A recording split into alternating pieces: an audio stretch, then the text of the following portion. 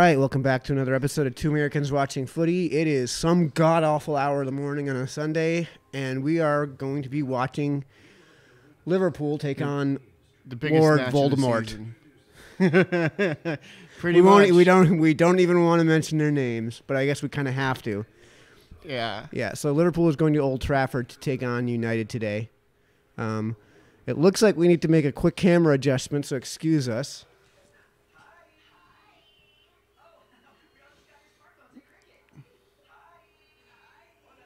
That's better.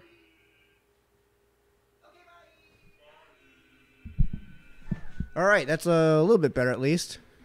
Not a whole lot better, but a little bit better. So Christopher's actually on the camera.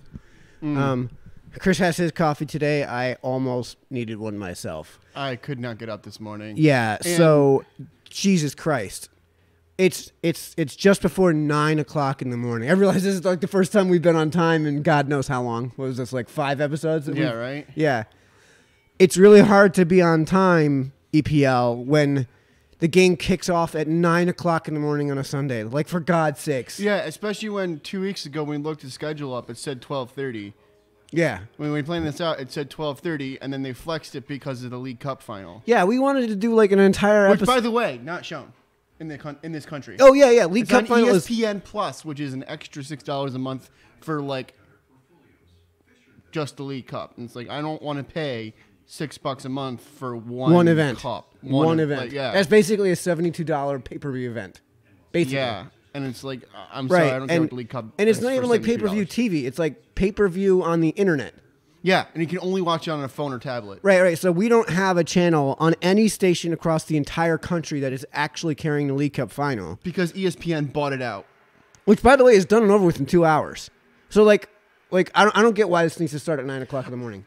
I also don't see why ESPN doesn't just show it. It's a game that's on 11 o'clock in the morning. Yeah, what on earth are you competing in the morning? With? What on earth a are you Sunday. competing with? Yeah, seriously. College basketball? There might be one incredibly obscure, like, colonial athletic association Yeah, and game. even at that point, on the Sunday games, the good ones are on at 2. Yeah, and or 4. Yeah. The good ones aren't on until the afternoon. And I mean, I don't get it for England's sake because, like, if the League Cup final, which, by the way, no one outside of the English-speaking countries is watching. Let's be honest. No one outside of the English-speaking countries is watching. Manchester United has the biggest following of any team outside of Barca, I think, in the United States. And Maybe Liverpool's Real. up there. Liverpool's in the top 10. And you number one, so the fact that one got bumped for the other blows my mind as we're about to kick off here. But, like, It's also 2 o'clock in the afternoon there. it's 2 o'clock in the afternoon in England right now. Like you couldn't bump this game late? Or push the other game late. Like, you can start something at 6 o'clock in the afternoon on a Sunday. Yeah, like I would And then have it end by 8:30. I would be inclined to think that the better time slot in England wouldn't be 4 o'clock in the afternoon. It would be like 6 o'clock. Yeah, unless there's, like, some big show that everyone watches. But I don't even know, like, I don't know. I mean, unless your argument is you don't want to compete with Game of Thrones or something. Which isn't even on yet. Well, they got those reruns to compete with. Yeah, right? Oh, God, okay. Just about to kick off here. United's kicking off. We didn't even get a chance to look at lineup cards. Oh, yeah, look at that. That's the good news. I like seeing Ben Oliver as a... Yeah? Yeah, so we didn't even get a chance to look at lineup cards, and I have no idea what formation United is playing because they just sent 5 men forward. They're playing a 4-4-2. And Liverpool I only saw that in the because white. they just showed it like 2 minutes ago while you were talking. All right, so it looks like Robbo and Van Dijk on the left side. That should be fairly obvious. A standard front 3. Yeah, it looks like standard front 3. Mane. Oh, Firmino. Oh, my God. United, 20 seconds offside. in, United almost butchered a pass back to keeper. So it looks like they're going to go Mane, Firmino, Salah left to right. I see Genie and Hendo in there. Yeah, so it looks like they're playing a straight 4-3-3. My question is, who's right center back and who's right back? Yeah.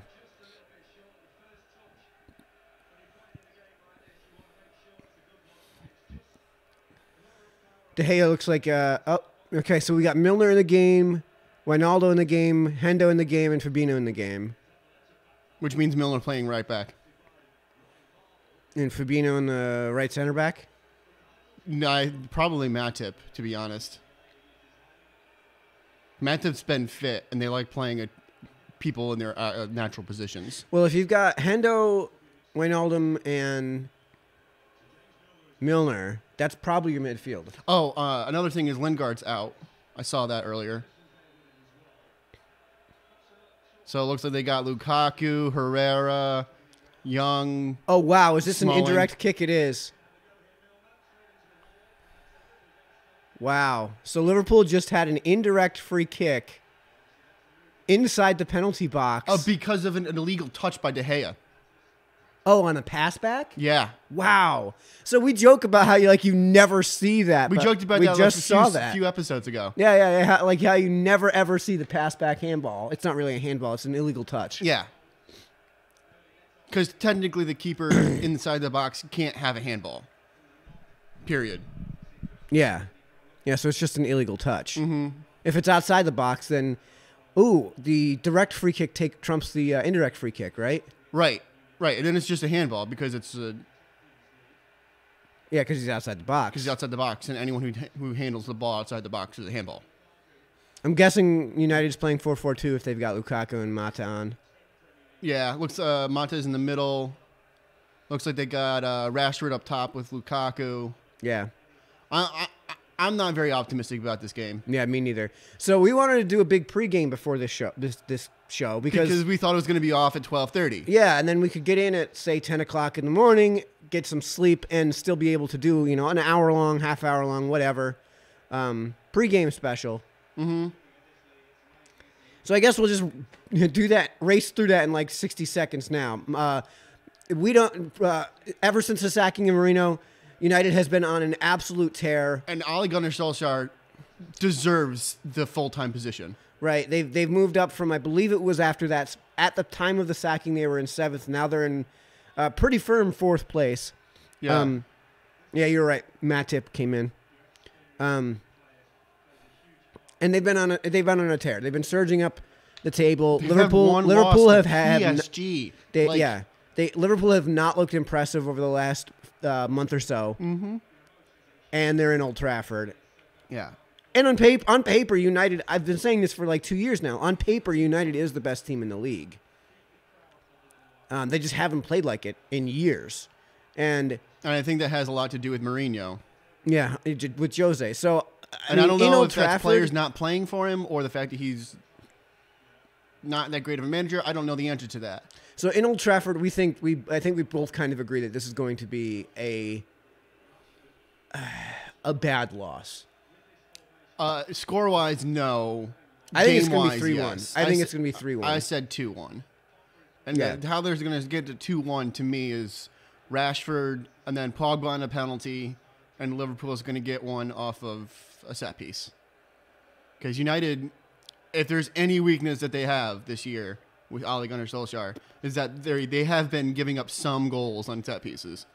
Yeah, I mean, I disagree, though, because Liverpool's strength is in its transition period. Mm-hmm. And, Liverpool showed in the first minute there how, they can capitalize on, a mistake. And I think if Liverpool is going to score, that's basically how it's going to be. Mm-hmm. Some mistake in transition that Liverpool, again, is really, really good at capitalizing on.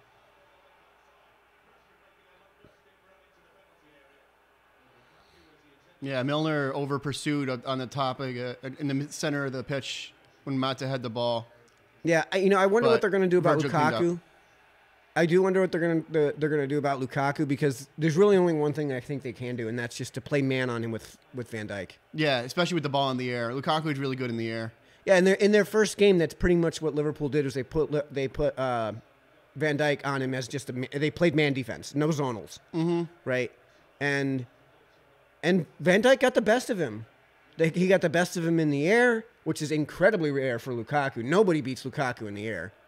He got the best of him in the ground game, which is, again, kind of rare because Lukaku uses his strength to his advantage, and very few players are strong. Weight. I mean, very he's few a big players friggin' dude. Yeah, he's huge for a soccer player, and very few defenders can beat him in that game. Mm-hmm. And I think Van Dijk in the last game beat him in that game, And, you know, so I don't see how Liverpool plays Lukaku other than to just spot a man on him. And the man has to be Virgil. Which means... Offsides.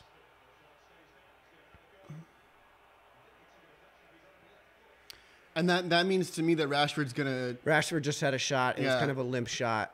And looks like it got a deflection from Matip. They were saying it probably parried right off his own left foot. Oh, yeah? Yeah. Oh, okay.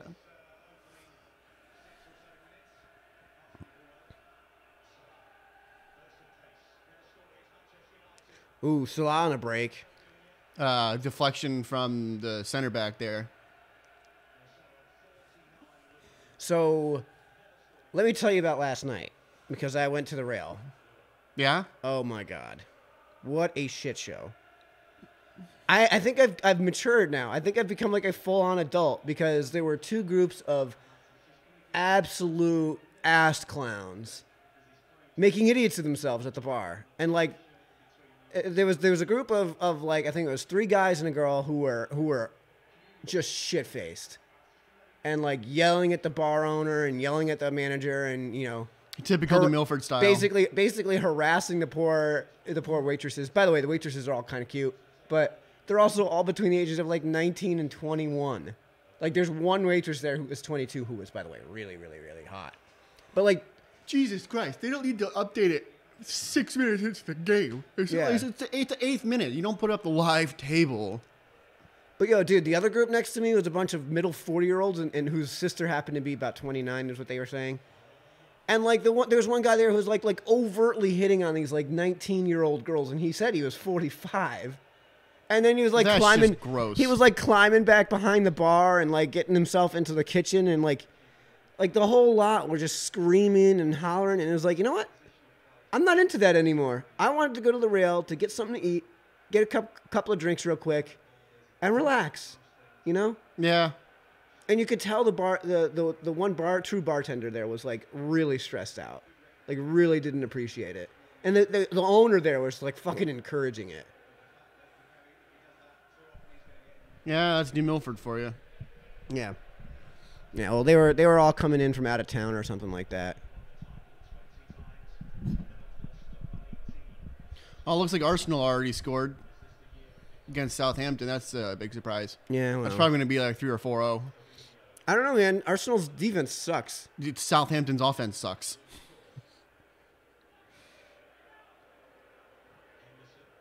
So I was looking at the bottom of the table yesterday because they played some bottom of the table teams. And, dude, Fulham has 61 goals allowed right now. And Cardiff has scored 14.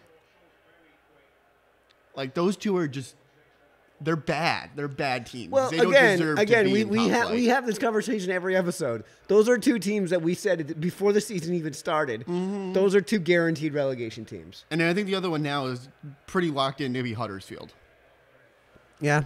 Well, I mean, like they barely escaped relegation last year, so. Yeah. And they didn't get any better.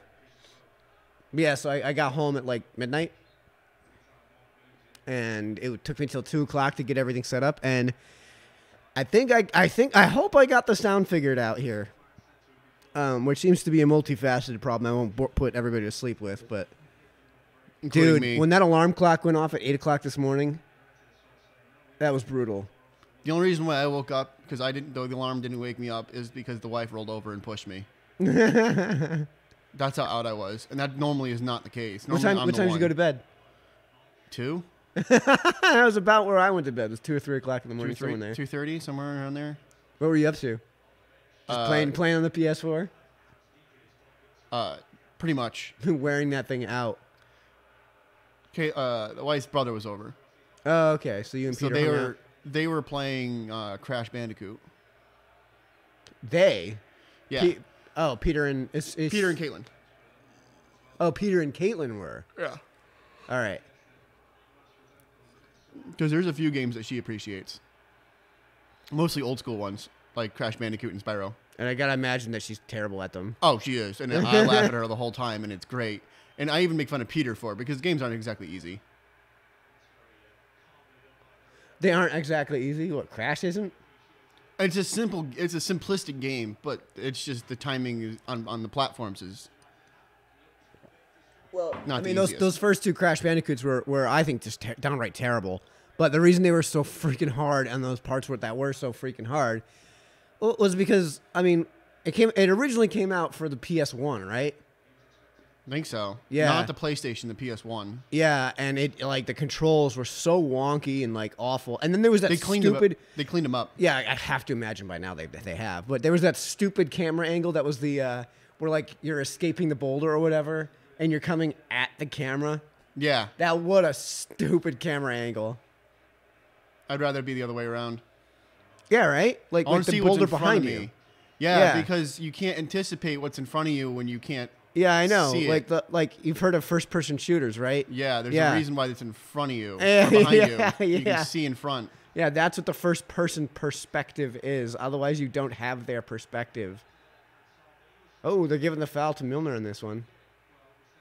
I think it was for the first one. You know, I think surprisingly, Liverpool are winning the midfield game, which is not. I was not expecting that. I would not expect that either. This is one of their worst This is not one of their worst midfields, but like not their top midfield by any means. No, and they're gonna have to. I really think if they're gonna win, that they're gonna have to score late. Yeah, Milner way over hits the crap out of that. Jesus. It wouldn't have been a bad cross if there was somebody there. So it actually looks to me like they've got. It looks. Did they put Milner at right back? Yes. And then clearly. And then Matip is in the middle? Yeah, because I haven't seen Trent. Yeah, so Milner on the right. So that means Fabinho, their midfield is Gini, Fabinho, Hendo.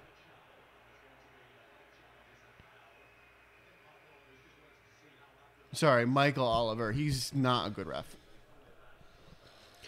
Was he the one that got the World Cup final between Netherlands and Spain that had like 17 yellow cards and 2 reds? I don't remember. But yeah, that was an English ref, and there's a reason why they don't have English refs in the World Cup anymore. Yeah, World Cup final. Don't trust it to England.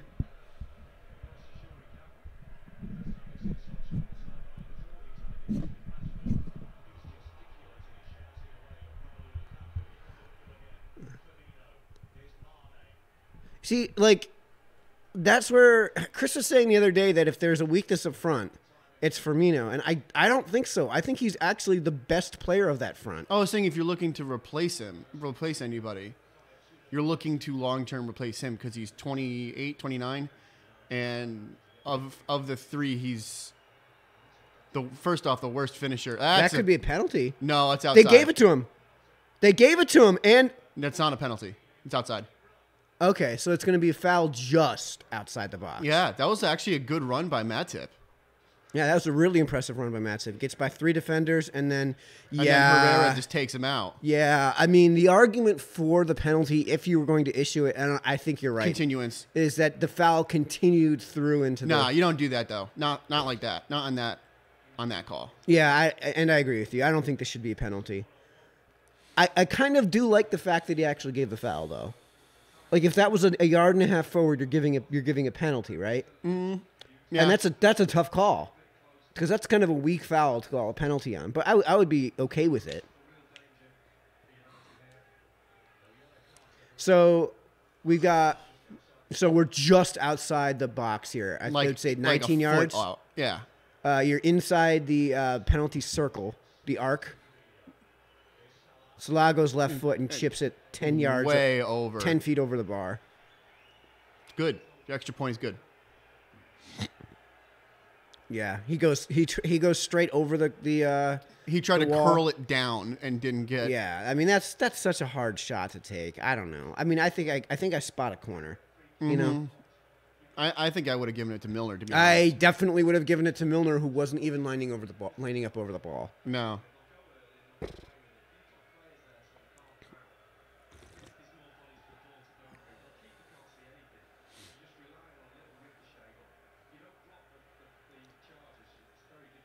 Oh God. I don't know, man. I think when this is done, we're not going to bother breaking down. I think we're going to do a very minimal breakdown, and then I'm just going to go back to fucking bed. Yeah, I'm going to go to the bathroom and then go to bed. You're going to destroy my toilet?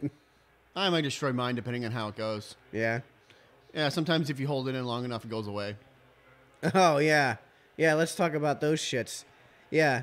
You know when you have to shit so bad, and then you have to hold it in and hold it in and hold it in, and then you just don't have to shit anymore? Yeah, that's what I'm talking about. Yeah, well, you know what that usually leads to for me? Like Diarrhea. 2 days of not pooping after that point. And then on that third day when I finally do use the shitter, it's the worst poop like you could possibly take. It's like painful. It takes forever. Dingleberries up the wazoo. Literally up the wazoo, actually.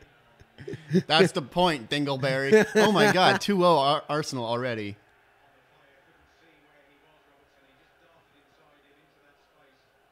By the way, I watched that episode recently again. It's just so good. Oh, season 5, episode 12, The Entity. Yeah. That's one of those ones I just know off the top of my head.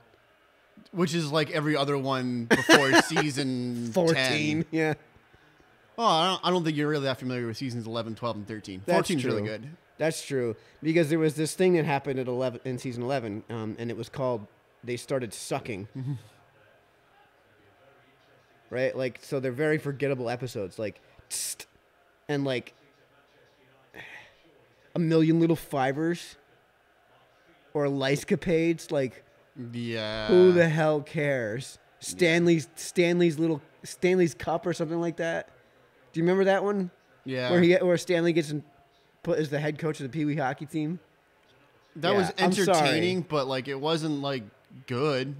Like you could have a Pee Wee hockey team episode, but if you're gonna be honest about Pee Wee hockey, then I think it has to be like the B story. Like it has to be. In fact, I don't even think it should be a story. I think it should just be something going on in the background.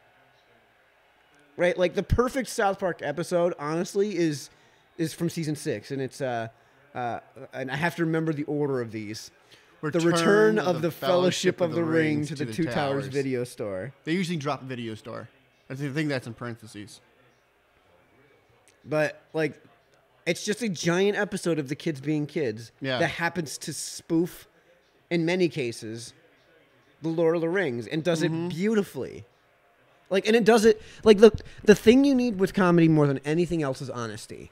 And it was, I would argue, the most honest episode they ever put together. Now, many would argue Scott Tenorman Must Die is the best episode they put together. But in terms of like, yeah, but that's basically all one character. But it's and it's such an outlier. It's such a standalone event, you know? Yeah.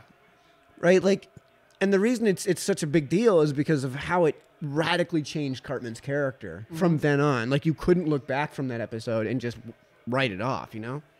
Yeah, like what's that Mexican restaurant they like to go to? Oh, Casa Bonita? Yeah, that was another good one. But that again, Season 7 was set up by Scott Tenorman Must Die. Basically.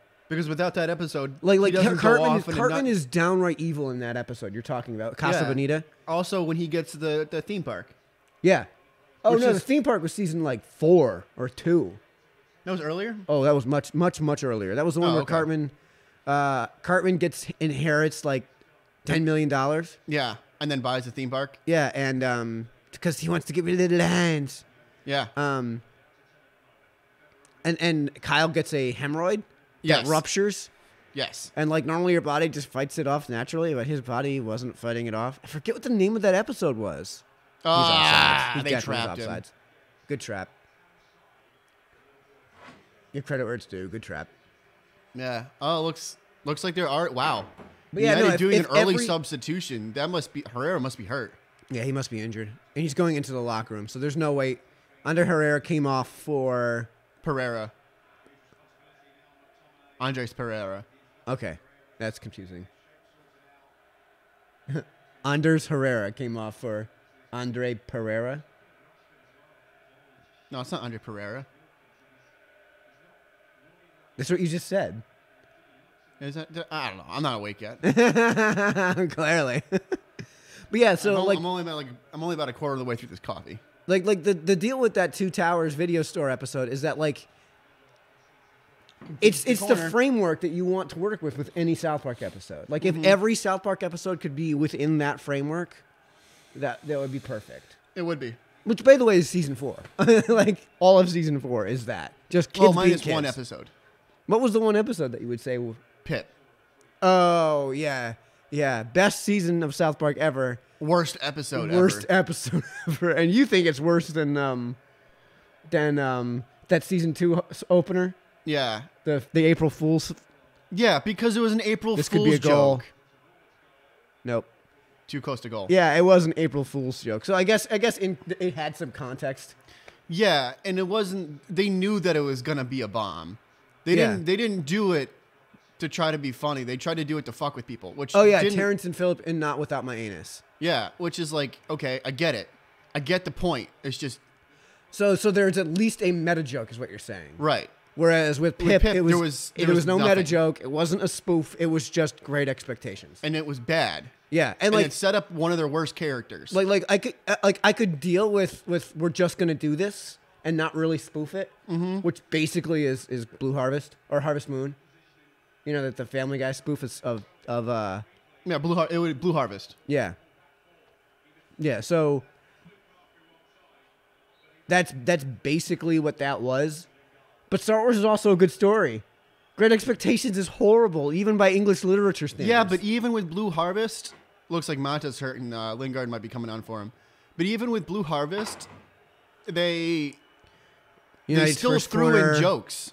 They still threw in Family Guy specific jokes. Yeah. I mean, that's true too. I mean, I was trying to think of something else that was like a spoof, but not really even a spoof, where the show just did the thing. And that's the closest thing I could come up with to not really even a spoof, just did the thing. Ugh. Especially that with was really good defense. Oh, that's a foul. He might get a card. Yeah, he's going to his pocket. Is that Hendo or is that Milner? That's what I keep telling you about, those ridiculously hard tackles that Milner comes in with. Yeah. It's solid. I think he biffs this. I think so too. I mean, he's trying too hard to get it to his left foot when he can just he could have gotten it to his right and chipped it over to Mane. Yeah. Like he's too left-footed, and Mata played his left foot. Yeah, that was really aggressive. That doesn't surprise me. I think Milner is officially going to miss a game now. I don't know. I think he's got enough cards locked up here that he's going to miss a game now. I mean, if you're going to take that yellow, I guess this is the game to do it, right? Yeah. Yeah, especially considering after this they have a couple bottom end teams coming up.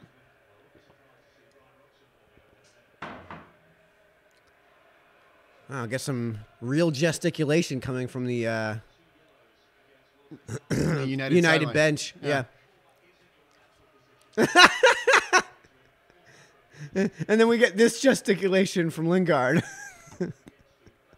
After listening to the referee. Yeah. I wonder what that was a reference to. Micro penis? No, this isn't Workaholics. Which, by the way... Substitution, Juan Mata coming off. Wow, that is 2 substitutions for United in the first 25 minutes. Yeah. Wow. Rashford's move over to left-hand side. Lingard's coming on. I would guess they would switch to a 4-3-3. Because Lingard really is a forward. Yeah. And really should be on the front line. And Juan Mata really is like an attacking midfielder. Yeah. I think he was wearing the armband, too. No, he was wearing a black armband. All right. Just the hold by sleeves in place armband. Yeah. He would have been off, but he didn't play the ball.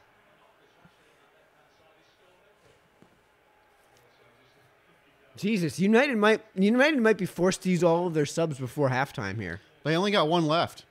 Yeah, and they've got a man limping. So like, great run by Mane on the left-hand side. Worked forward for a cross. Looks like it's going to get good cleaned defense by Pogba. Yeah. Or Pogba. Oh, it only goes out to Milner. Milner sets up the cross. Way overhit. Yeah, I mean, again, Milner, calm down. I mean, I get it there because he's trying excited. to get it over De Gea to get it to Mane, because the only way to get it by De Gea is to get it over him. Like, De Gea's good enough that like it's going to be really hard. He's really to get good one on by. crosses. Yeah, he's going to be really hard to get one by De Gea.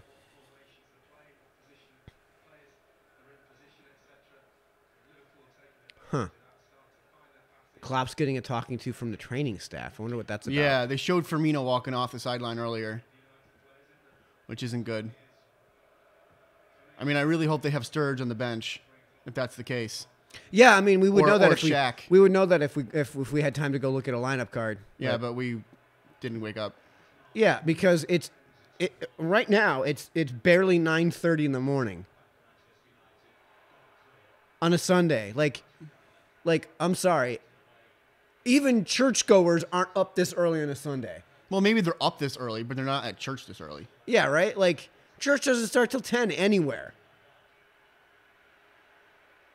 And I mean, even the Catholics have cheater church on Saturday night and cheater church on Sunday night. Mm-hmm. Right? So, like, you know. If I were Catholic, I definitely would have gone to one of those, but I'm not religious. Oh, yeah. So screw religion and churches. Yeah, well, you know what it is for me, though, Chris? For me, as far as the religious stuff is concerned, it's not. Come on. Yeah. That might warrant a booking. Like that was excessive. From a philosophical standpoint, I'm actually interested by religion, but like I don't want to get up that early on a Sunday. And Catholics, the service itself, generally speaking, puts me to sleep. And Catholics are corrupt and touch little boys. Well, I'm what? Am I wrong? I mean, am I wrong? You could be a Congregationalist, right? Like. And I mean, there's a world of other languages. Oh, I know, but we were specifically talking about Catholics. Yeah, well, I don't know. To me, it's like there's two things. I don't want to get up that early on a Sunday, and I just don't take anything that seriously. Yeah, I mean, I don't treat anything as a religion. Our mother wanted us to go to church on a regular basis, and the reason why both of us stopped is because we started working on Sundays. No, the reason both of us stopped is because we were being total assholes, and. At like 9 years old, we got to yet another Bible fight, and she was like, "That's enough. I can't do it." Well, I got confirmed at 13. Well, we stopped going to church when I was like 9. Oh, you mean going in the morning on a regular basis? Yeah. Because we were just animals. When we were kids, you and I were just animals, especially me. Yeah, you definitely more than me. Yeah, and you, me, and Dan would go up into the balcony because our mom couldn't even tolerate us in the normal pew section, right? And we would just beat the hell out of each other and like throw shit, and ruin Bibles with crayons, right? Because we were rambunctious little boys. We couldn't sit still. Yeah, it looks like Sturridge might be coming on for Firmino. Yeah, that's not good. Sturridge warming up. If Sturridge is coming on, he's coming on for Firmino.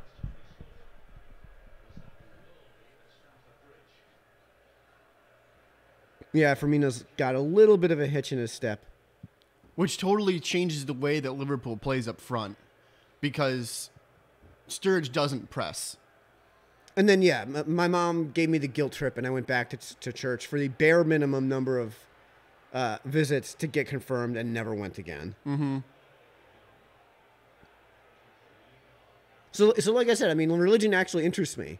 I don't like mind the history of religion is interesting. Yeah, like I think the first two book stories of Genesis 1 and 2, I think are really cool stories, especially from the perspective of like they're the oldest stories. Mm-hmm. And every religion, every culture has those stories. They don't call them Genesis 1 and 2. They don't call them creation, and perhaps they're not identical. But it's the story. It's real. The truth is, it's the story of the birth of agrarian man. Like, there's no need for language if you're hunter-gatherers, because who are you communicating with? Yeah, right.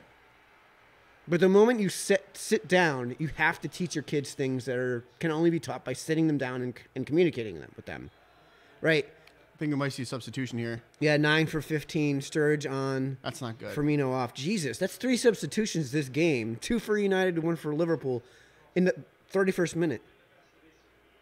So it's just like an interesting perspective. Oh, he rolled his ankle. Yeah, to see. Oh, yeah, he just turfed himself.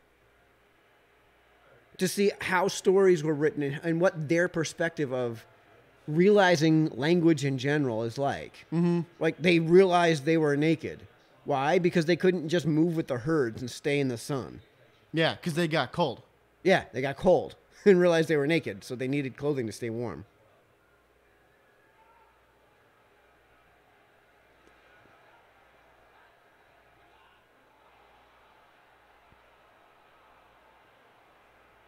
And that's our religious talk for the entire season. Yeah, pretty much. I got bored of it. I'm just watching the game right now. Yeah, right. For the entire season. Oh, Wijnaldum. That was a foul. He pulled him back. Yeah, but I mean, Hendo should have gotten himself wider for him when they were spaced. And I don't know why Wijnaldum held on to that ball that long. So that he could get it up to the running Milner off the sideline. Yep. Who normally actually puts up good crosses, but today I don't know what the hell's going on. I think he just got too excited today. Even great, well, I'm not gonna call him a great player, but even veteran players get butterflies. Yeah, get butterflies. I wonder if that's something that's butterflies in the stomach. I wonder if that's something that they use as a figure of speech in England. Yeah. Like that episode of Archer, where Archer had to communicate with the natives, but idioms. Idioms is the word I was looking for. So, when I was in Peru with our father, everyone speaks English there, and usually everyone speaks it pretty well. Sturge had a chance. So, in order for us to talk and not have the locals listen in or understand, we had to use idioms or turns of phrase. So that we would just confuse them. They understand the words that are coming out of our mouths, but they wouldn't understand the context. So like you're trying to have subtle speeches conversations about how well, for example, there was a conversation you guys had about negotiating the price of the hotel room. Yeah. So that's the conversation you'd have to have in idioms because they speak fluent English. Yeah. Okay. Especially the people at the desk there, though, that speak actually very good English. Did we tell everybody at home how that went? About how your father basically didn't book a hotel room? Yeah, I didn't know that. I thought he did. He got the name of a place. He goes. They had this whole thing planned out months in advance. They want to go to Peru to see Machu Picchu, and Dad's only job in this entire event is to book the hotel rooms. Christopher gets on the plane, gets down there, and it turns out Dad didn't book any fucking hotel rooms or any events. He booked nothing. He booked the plane.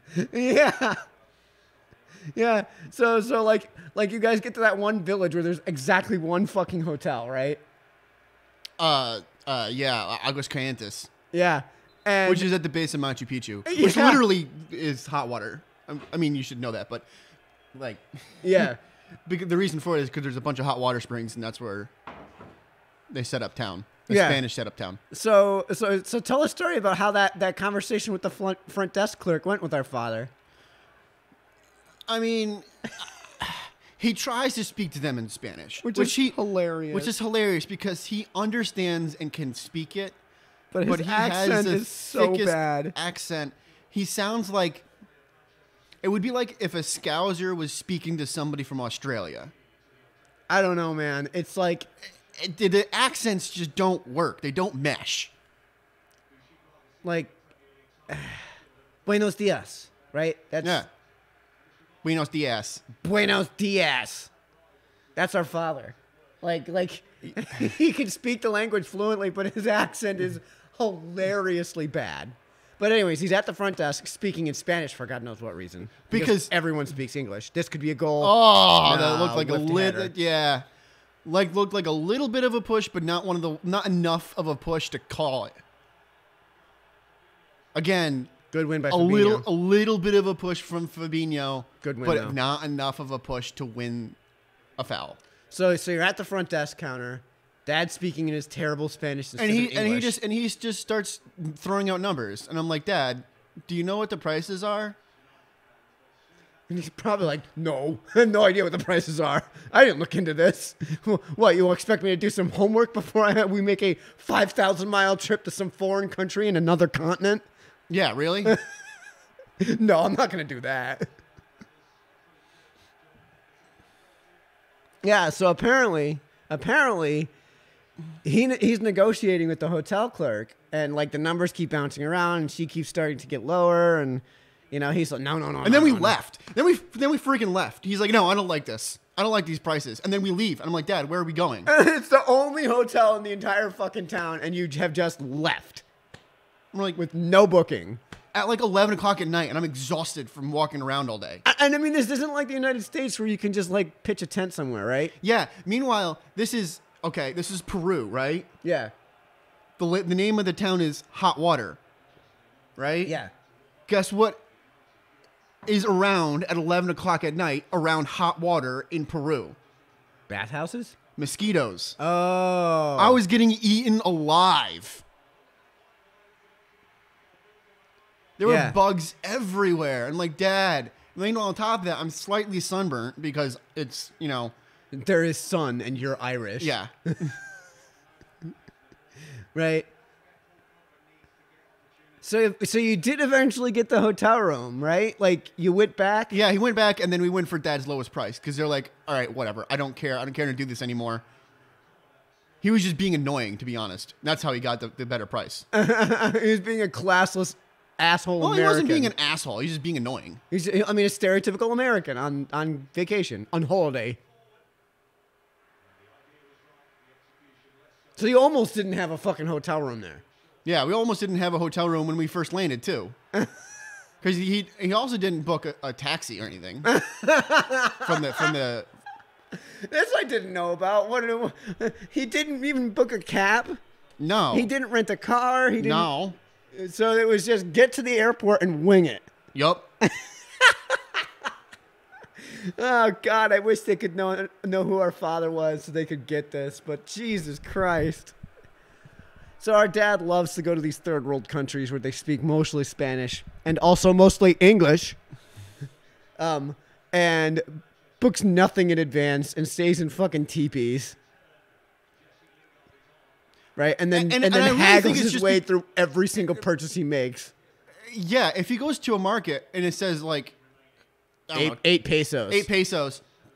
I'll give you 5. It's like every single time. It's like, Dad, you don't have to do this. I heard stories about him haggling bus fare on like the local bus in Belize. That's okay. Out of play. God, our dad is one of a kind, man. If I could describe my dad in one word, it would be cheesy. Well, stereotypical dad, I would say. Stereotypical white American dad. He's basic. Yeah, like his sense of humor is really corny. Like embarrassingly corny. If there's like a page that's called dad jokes, yeah, that is every single one of his jokes. I mean, he's inept around women. He hits on every waitress that comes to the table. All of them. Yeah. Do you have a pulse? Yes. I'm hitting on you. Yeah. Do you have a bursitis? Yes. Dude, Pogba, you threw your arm out. Come on. Dude, it's the Premiership. Like, I know. Like if you get called for a foul, you have to freak out. They're freaking out today almost as much as the Mexicans do. Well, I mean, talking about Mexicans, I don't know if you saw this, but Chicharito cheated again on a goal. Yeah, I saw your text. Straight. I love how your text is just Chicharito cheated into a goal. Yep. I mean, he did. No. I think it was a header. Text was he put his arm out to block it from going past his head. Chicharito hit his arm and win a goal. I'm pretty sure his text was Chicharito scored a goal by cheating. This is a goal. Oh my God! Great Becker save by got Alisson. Holy Unbelievable stop shit. by Alisson. I thought that was going to be it. I thought that was going to be the 1-0 at halftime that I was. Lukaku's got in great position, great feed. Yeah. And Alisson just dives on it. One-on-one with the keeper. One-on-one with the keeper.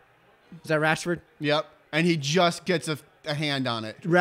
Just gets a hand on it. Rashford was that was the Rashford goal that I was expecting. Me too. I was expecting Rashford. It's one-on-one with the keeper. Rashford wanted to juke him to the right, get to his right, and then just tap it in, and he. Mm-hmm. And they used Lingard on the far side as a in the offside position as a decoy. Lingard and now is Lingard's down. hurt. Oh my. Is United going to use all 3 of its substitutions in the first half? Oh man, Alexis Sanchez is coming warming on. up. Wow, they really might use all 3 substitutions in the first half. Ooh. I don't know, man. I don't know if I'm doing this. Unless Rashford is legit injured, I think I tell him as a manager, you got to limp this off till halftime. Limp it off till halftime. Yeah, you got 4 minutes left. Limp it off until halftime and then reassess in the locker room. Yep.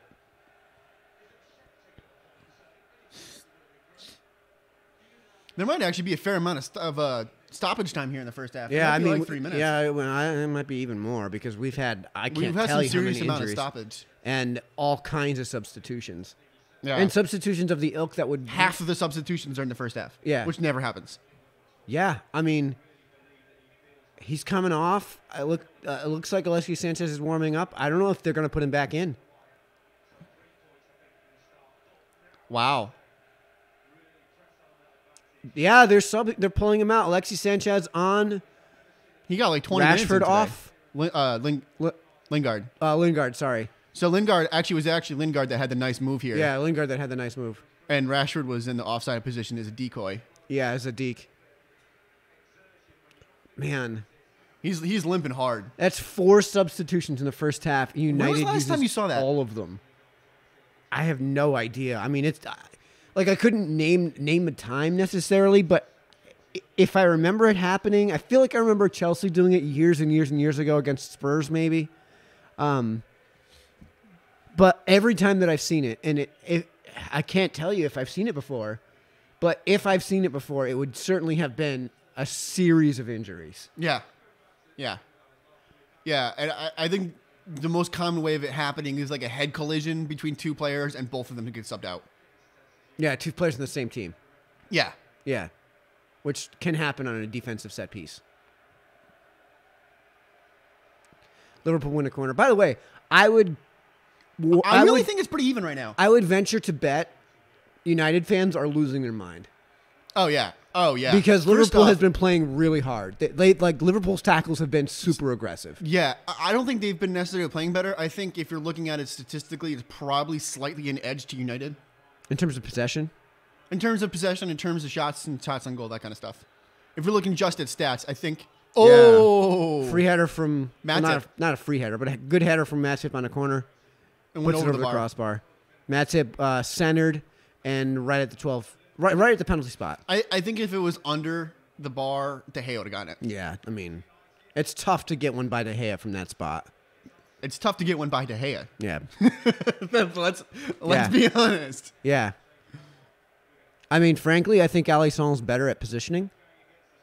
Yes, but De Gea is certainly better at shot stopping. Yeah, so reactive play. Yeah. Rather than proactive play. Yes, so because positioning is proactive play. Yes, Becker is definitely better proactively, but De Gea is probably the best, if not the best in the world reactively. Who's the new keeper from Juventus that you said you really liked? No, it's not Juventus. It's the Atletico keeper. Oh, Oblak. okay. Oblak's, I think, the best keeper in the world. Okay. I didn't get a chance to watch him. Yeah, I mean, I'm an American, so we don't get 10 channels of footy here. Lukaku gets a good header on. Muscling over looked like Robertson. Yeah. Which is not the matchup you want. Yeah. This should be this should be Virgil's matchup. Yeah. Like thank God Lukaku headed it right to Alisson. Because that was a really good header play. Please don't be injured, Robertson. Robbo. Oh fuck. If he's hurt. Oh, I don't know who the hell you put on the left. Milner. And you put on Trent for the right. Yeah. I mean, is Trent on the bench? Do we know that? Yes. I saw it on the bottom. 4 minutes of added. You never see 4 minutes of added time in the first half. Dude, this is turning out to be like a FIFA match. One of those FIFA matches where you're fucking throwing the controller across the room, you know? Yeah, where you break the TV because the controller is in it.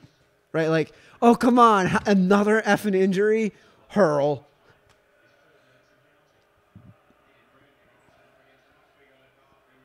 Yeah, Trent's warming up. Yeah, Trent's warming up. I think I they might agree. be doing what Milner I said. on the left, Trent on the right.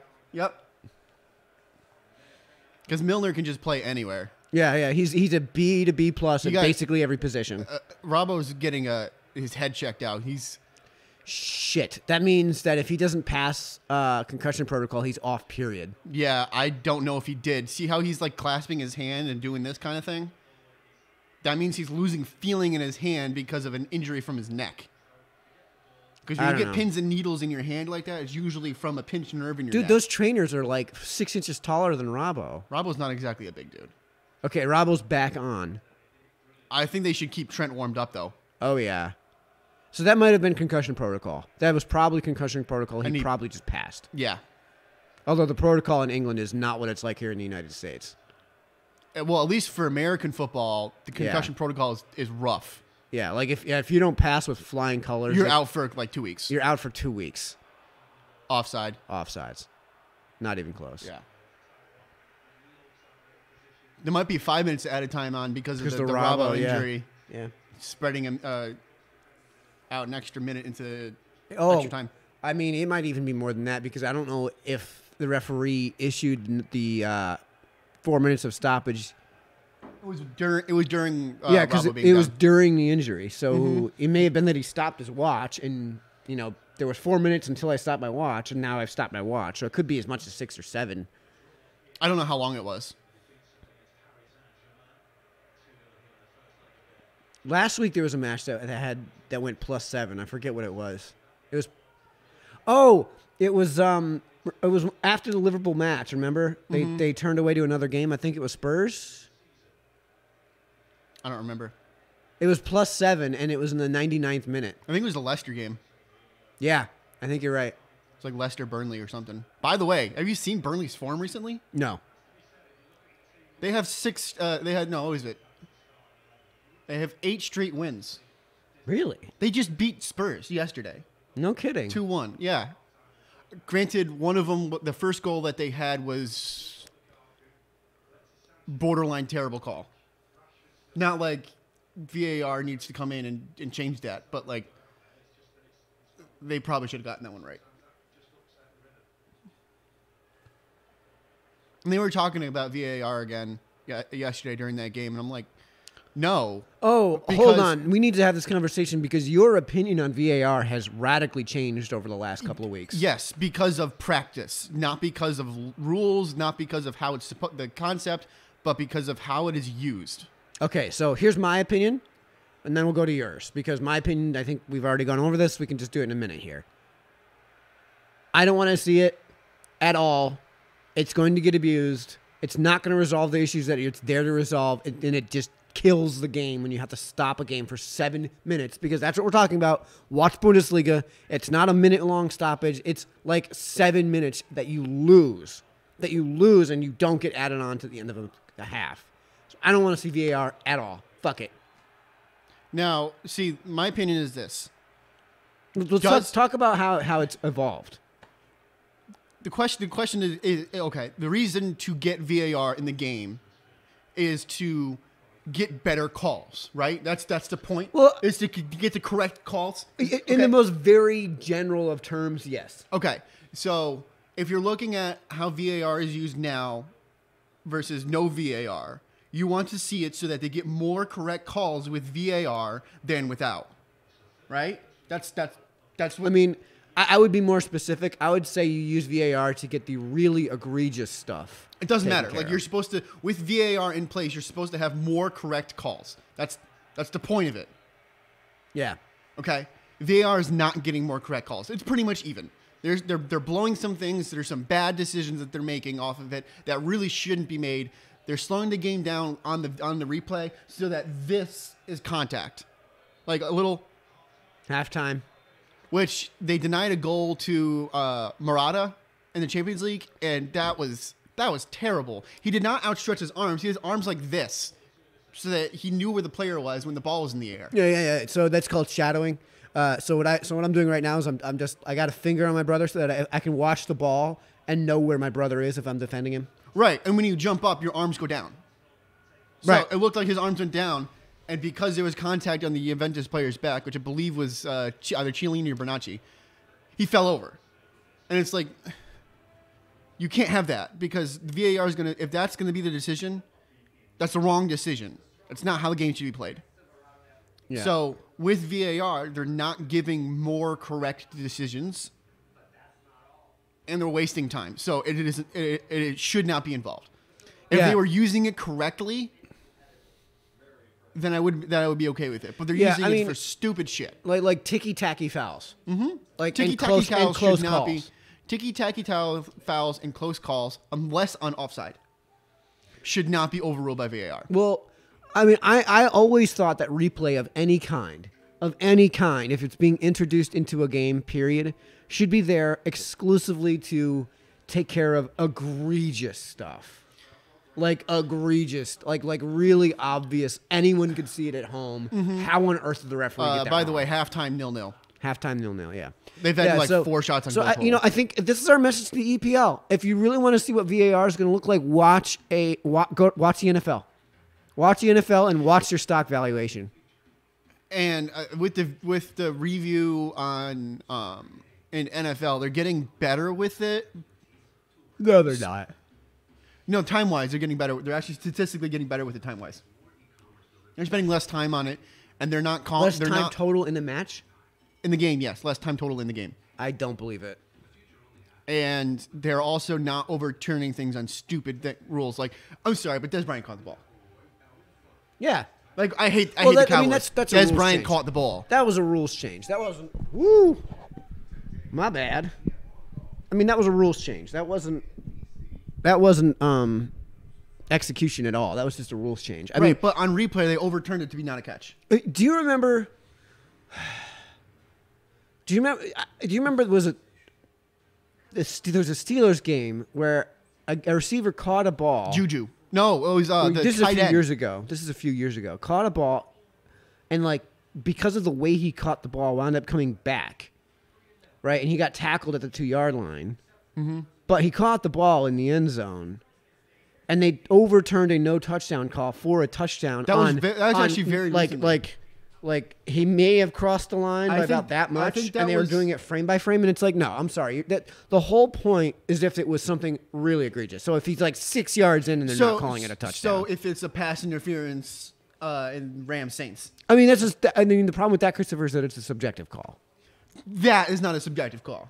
That play was not subjective. I mean, that but was it a blown is. Call. But it is. I mean, you and I 100% agree it was a blown call, and I don't think anyone who watched that says it was anything other than a terribly blown call. But it's just a subjective play. It's not something like did the ball cross the plane. Which I am on the Pablo Torre side, and I believe that they should. Crying out loud. Yeah, I know, right? They're showing the table right now live. Like, wait for the game to be over. And there's still another half to play. Yeah. Where they should have microchips in the ball, and lasers on the goal line. That's idiotic. Well, how else are they gonna get the call right? And get the call right, and I think what you have to live with. They have goal line technology in football. Why can't they have it in American football? Right, like why can't they park a camera on the end zone? Good fucking question. Seems like an easy thing to answer to me. Park a cameraman on the goal line. Yeah. You're paying these cameramen anyways. Take one step towards whatever direction the goal line is. Yeah, not granted, that hard. it's a bigger line because it's the whole width of the field and not. So you need four cameramen, which basically is what you're going to be having in the end zone to begin with, anyways. At least that many. Yeah. So make that happen, and have a buzzer on the wristwatch that says the ball went over the line. Oh, look at that! The light went off. Touchdown. Right, and on the field, don't just default to we're going to call it a touchdown so that we can review it. Which is stupid. I hate that. Call it as you see it. Call it as you see it honestly. Which is what's happening in football. Yep. They're calling it a goal so they can review it. Yep, so that they can review it. Yep. I don't know. And I think that, like, you and I kind of agree with this. I think, kind of. This is my stance. You live with a little bit of human error. Yes. You just have to live with it. We are humans. We're flawed. The only way to make this no longer flawed is to turn it into a fucking video game. Which still is flawed. I mean, but it's still the game mechanics can be abused. Like the game mechanics sometimes just suck. Like let's be honest, FIFA is not realistic. No. But like that's not what we're here to watch. We're here to watch human beings. Yes, and I'm okay with a little bit of human error. If your right toe is offside and they don't call it and you get a goal off of it, you live with it. You live with it. You live with it. Like we're watching a game through a TV 5,000 miles away. Yeah. Like we're not the people who should be making the call on the field. Yeah. The referees on the field who are closer than the cameras should be the one making the decisions. Yeah, and you and I are referees. Well, I mean, I am a referee. You were a referee. And we've been referees for our experience as referees is like many, many years. Right? I think between the two of us, we probably have 20 years experience. Probably. Perhaps that's what's motivating our decision here. That like you have to just forgive the referee when he makes an imperfect call. Yeah, when there's so much that is so close. Like I get egregious shit. I get really egregious shit. Like I would be remiss to suggest that in that Saints game, somebody has to be fucking fired. Like when Kane went down on no contact in the box. And no, not that Saints game. The New Orleans Saints game. Okay, Jesus. Man. I thought you said Spurs game. This is why I'm totally for calling American football and soccer because, like, come on. Fine. Like how else do you differentiate between the two words without saying a goddamn mouthful? American football and by the way, soccer. Association football. Soccer, a term invented by England. Term invented by Brits. Really? Yes. To differentiate between association football and rugby football? Yes. Yes. And they called it rugby and soccer. They dropped the word football initially. Well, that's just it. I mean, you have American football, you have Australian rules football, you have association football, and you have rugby football. Generally speaking, you drop the football, and that's what you refer to the thing as. Right? Australian rules, and soccer rugby is a term that was derived from the word association. That makes sense why you spell it S-O-C-C-E-R now. And not S-O-C-K space H-E-R.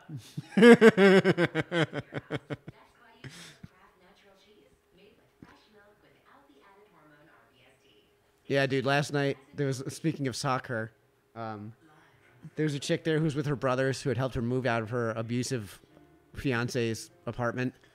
And, like, the owner was like, so they live in New Milford. They moved out of Sherman to move into New Milford. Same shit. Right. So they have a little bit of money. Right. That's the only difference. Yeah, and like, I told her the guys were being fucking obnoxious. The owner is, like, behind the bar, and he's like, So why'd you move from Sherman to New Milford? And like you could see like the girls like hesitating, like make up a lie because it's just like the bartender. You don't need to reveal that whole and like she was like really obviously really uncomfortable with revealing information. And before she can get a word in edgewise, her brother comes in and is just like, oh, her fiance has been physical with her. Like, get your shit together, ass. You don't need to say that. You don't need to, and then he's like yelling it loud enough for the entire fucking bar to hear. That's just like, oh my god! Now you see what I was talking about, like how obnoxious these two groups were. Kind of felt bad for her. She was actually kind of cute if she wasn't 6'1". She reminded me of Lauren a lot. Like very attractive, but way too tall for my taste, and wearing heels. Like, I'm sorry, but if you're a girl at 6'1" wearing heels, like, I don't feel sorry for you if you can't find a guy who's 6'6" to settle down with. Like, I don't feel sorry for you because don't wear the heels. Don't wear the heels. If you're looking for somebody who's taller than you when you're wearing heels and you're 6'1", no sympathy. Yeah. You're setting an unrealistic standard. And why do women have to wear heels? Why can't they just wear flats? Yeah, I mean, no problem with that, or sneaker, or whatever you want to call them. You girls, you look better in flats. You don't look more attractive in heels. You just look awkward. I'm checking to see what the internet has to say about this. About what?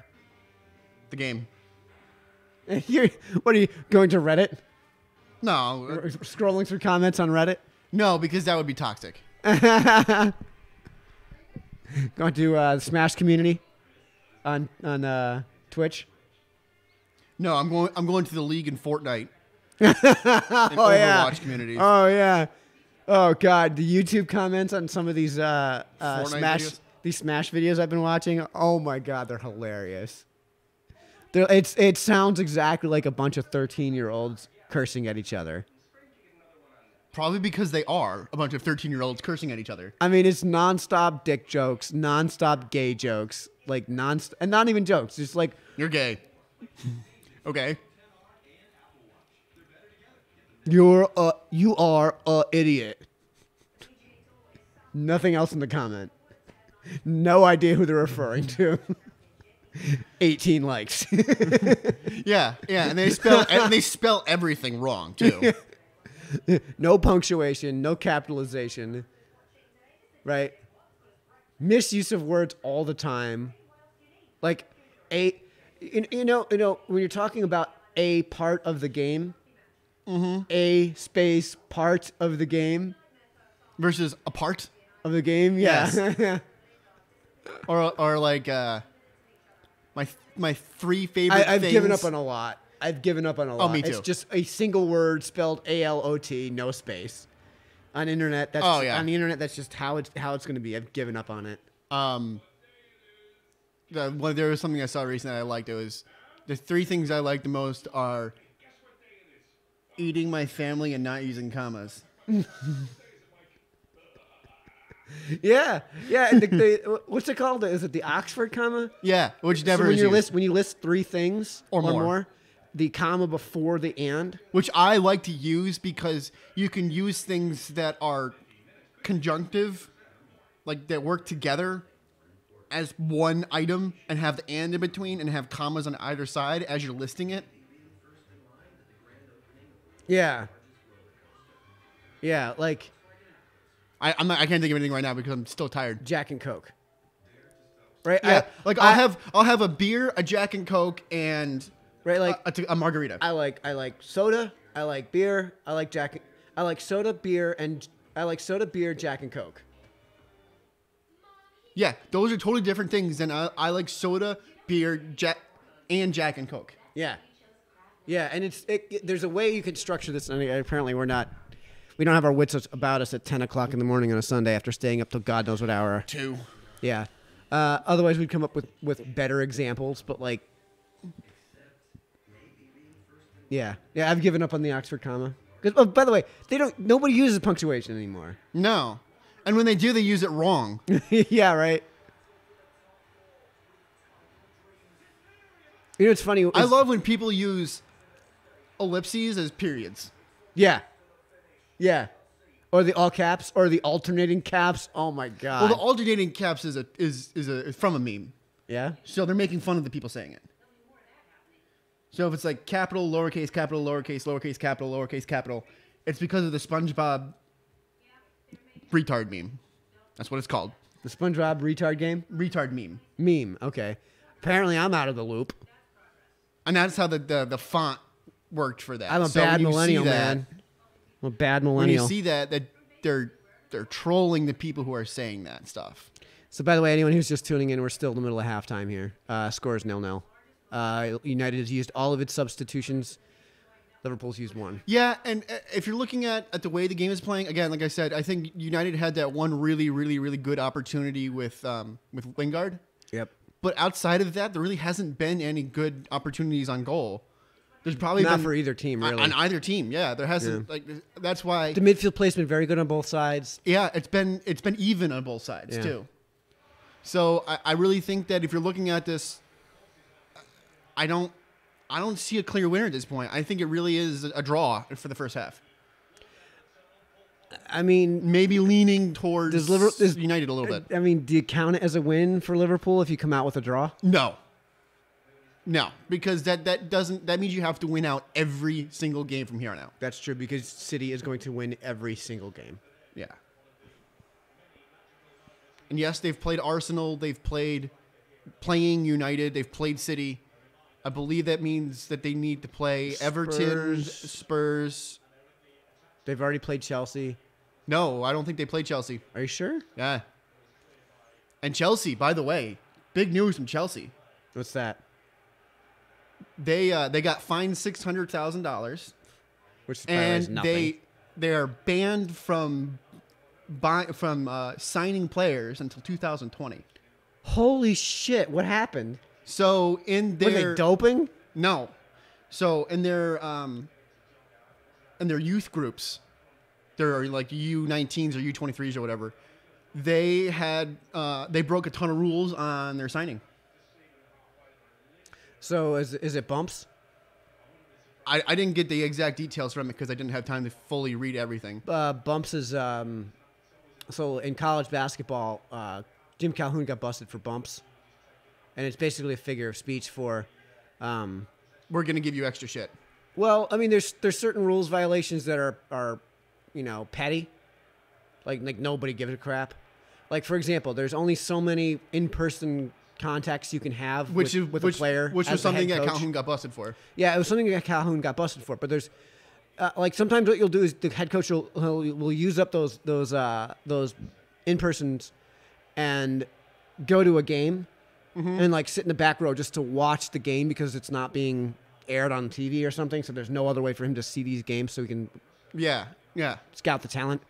Right, and he has no intention of actually meeting the player. He just wants to scout the talent. The player goes up to him. Right, and he like on his way out, the player goes up to him and says, or the coach brings the player up to the Calhoun and says, "Hey Jim, I want you to see my player."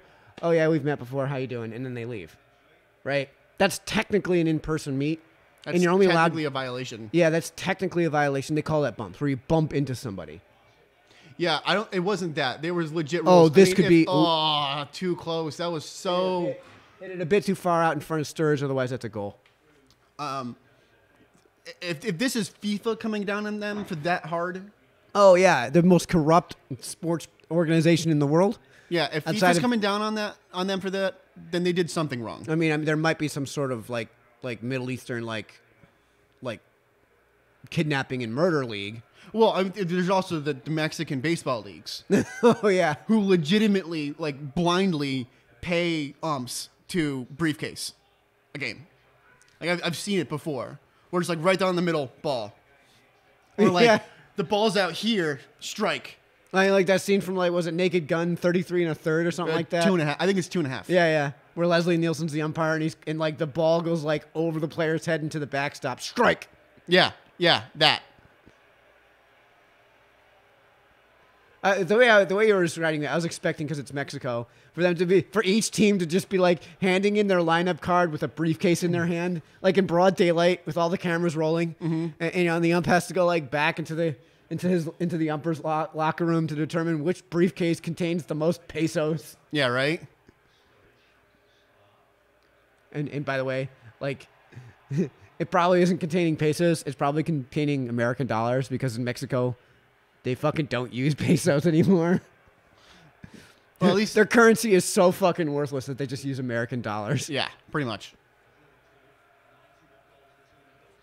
Right. So, advice to anyone who's going on vacation to, well, I went to Cabo. And I went to Cancun. Don't bother exchanging your currency. If you've got American dollars, just use the American dollars. They'll go further. Yeah. Well, what I did was I brought a whole bunch of singles. Yep. And then that's your tip. Stuffed them down strippers' G-strings. Oh yeah, totally. With my wife there. Yep. And then when you ran out of money, you used your credit card and just swiped it on her crotch. Yeah, on her butthole. Yeah. Grab her by the pussy.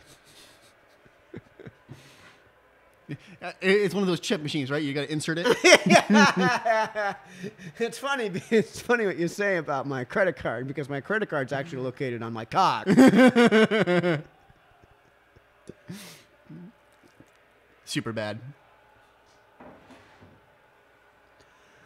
The adjective and the movie. Wow. Do you hear that Mo Salah chant? Yeah, Mo Salah chant down in Old Trafford. Ooh, good Meg. That's a foul. That's going to be a foul. Yep. Yeah, Fabinho, don't argue. Don't argue. We don't need any yellows. We've already used Was it 2 subs now? One. No, 1 because Robbo didn't come off. Yeah. Although that's going to be interesting now, like to see how the second half pans out with No subs for United. With no subs for United and not their A team on the field. The issue to me is they still have their A back line. I mean, they're still playing Bailly and Lindelof. Yeah, and I mean it's still a really strong attacking presence and still a very good midfield. Like this is what I've been saying for years. Like I said, on paper, United is the best team in the league. On paper. Mm-hmm. I disagree. I say City, but well, I mean, I think we both agree that Mourinho was an absolute cancer to that team. He was, which is why we liked him. Offside goal. Wow, he was offside. Was he? Yeah. Wow, I think they're ignoring the offsides call here. Yeah, he is. He's very definitely offside. offsides. Very offside. Good spot by the assistant. I don't know what the hell's going on there. I don't know why they didn't call that. You're not supposed to ever play advantage on offsides. You're supposed to call it no matter what. Really? What was that for? Yeah, well, starting to get these little ticky-tacky calls. Maybe it's the referee that's taking your approach. Let him. Is it let him? Do you let him play and then call it tight, or call it tight and let him play? I usually do let him play a little bit, and then if there's even 1 or 2 tight, like bad calls, I'll start calling everything tight. So you're the approach of let him play, call it tight. Yeah. I can't remember if I'm. You call it tight, and then you call it tight, and then let him play. Okay. I let him play first because I'd rather not call it tight ever. Like if they're just going to be fair about it, I'm not going to make the whistle. I'm not going to blow the whistle. I know why I do that now because Owen and I had this conversation, and that could have been a goal. Alexis Sanchez with a free header on yet another botched defensive play. Offside. Offside. Okay, well, I guess it wasn't botched.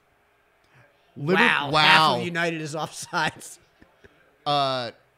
Liverpool is, if they're good at anything on set pieces defensively, it's maintaining a line. So the reason I think we can do this now is because Owen and I had a game where going into the game, the 2 teams we knew were like ready to kill each other. Oh yeah. No, if you have to know that as a referee. Yeah. So we decided that Owen put me as the assistant head referee. So the 2 of us were both in the field.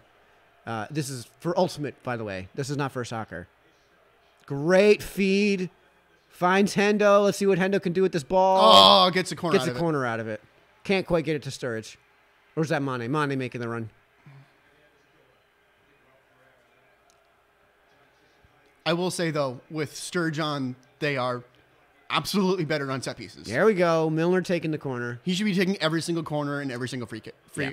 Unless it's a left-footed bender and they want to keep Milner every single back. free kick on that side of the pitch. Because obviously Alisson should be taking things like offsides.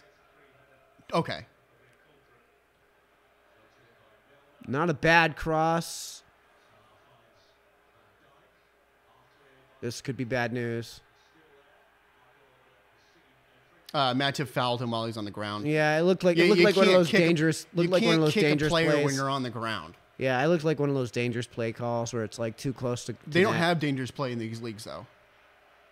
Well, you get the point, though. Yeah.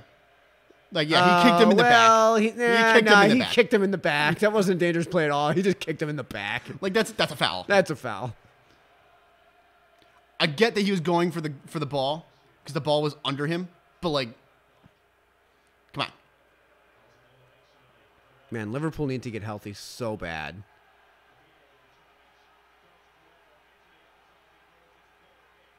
Looks like Andres Pereira is trying to get the crowd going. He won a corner off of Robbo. Yeah.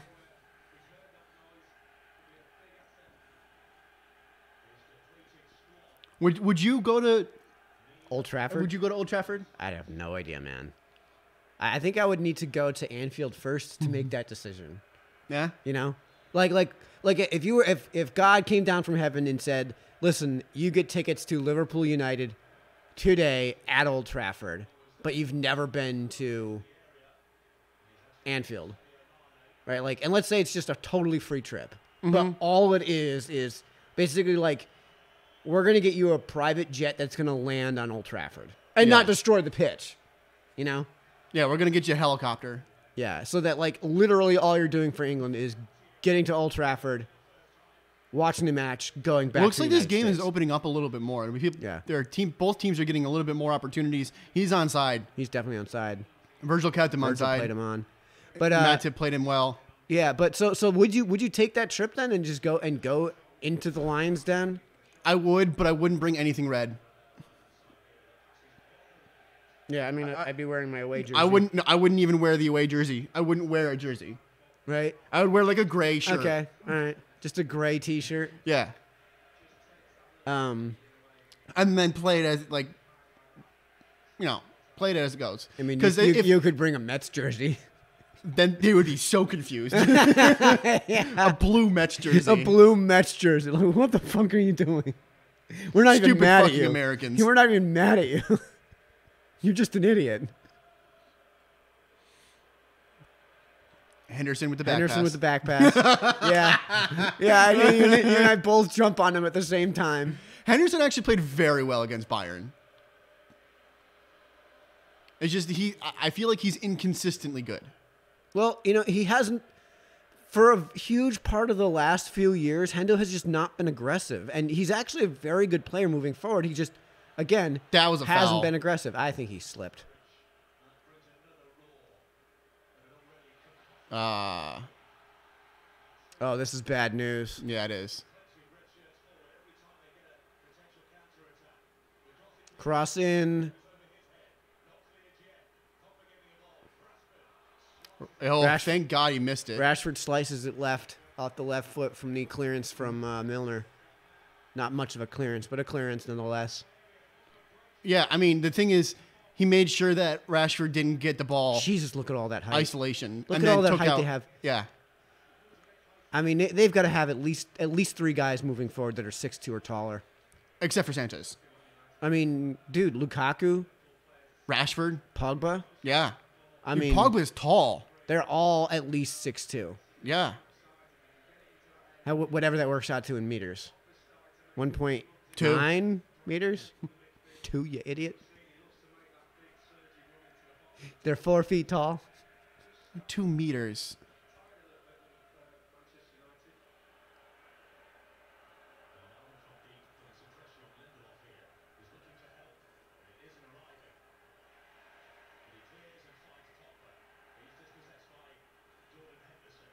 Almost, and then Fabinho almost got dispossessed by the referee. Yeah.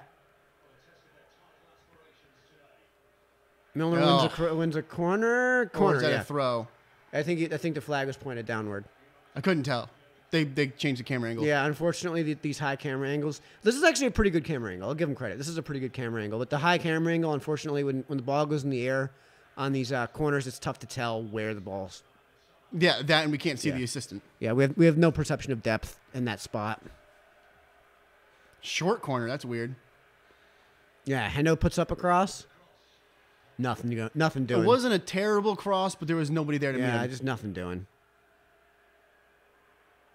I don't know. I think I said, Liverpool's strength is in transition. And they're gonna get burnt here. Yep. Strength on offense is in transition. Jesus. Hendo is solid as a defender, man. Dude, he is his strength is cleaning up messes. Yeah, cleaning up messes and making sure that the opposing team doesn't get a good counter. Lukaku and Rabo bodying for ball. Fabinho. Was that Fabinho? Yeah. Looks like Rabo, man. Positionally, it probably should have been Rabo, but I want Fabinho on Lukaku, if anything, because of the size difference. Rabo's not a big dude. I mean, it looks like they've gone to a staggered front. So Rashford is the high man and Lukaku is the underman. Which is the way I would play it, because Lukaku is better at setting up than finishing. Well, he can also win balls. Yeah.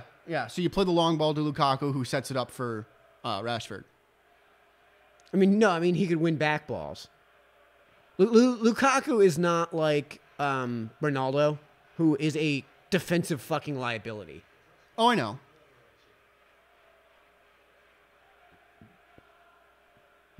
Oh, bad touch by Genie. I think he needs to come out. Who'd you put in? Shaq.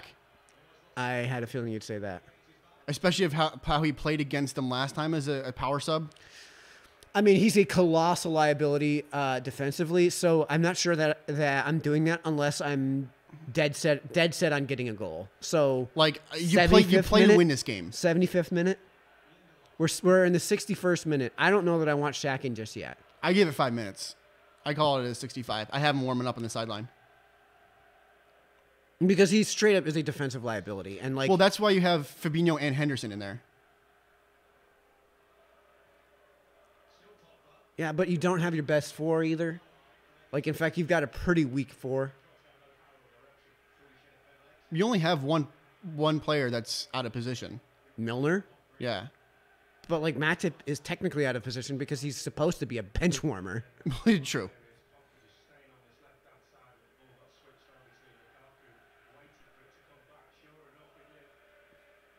Yeah, so we've gotten to a position where United have gone onto their haunches just right now. Not in general, just right now. And I think, and you need to be able to play the weave to get through that. And Liverpool are bad at playing the weave. Right, and United, it looks like they're sitting back on the defensive end, and I mean it's not a bad strategy because, like I said, like Liverpool.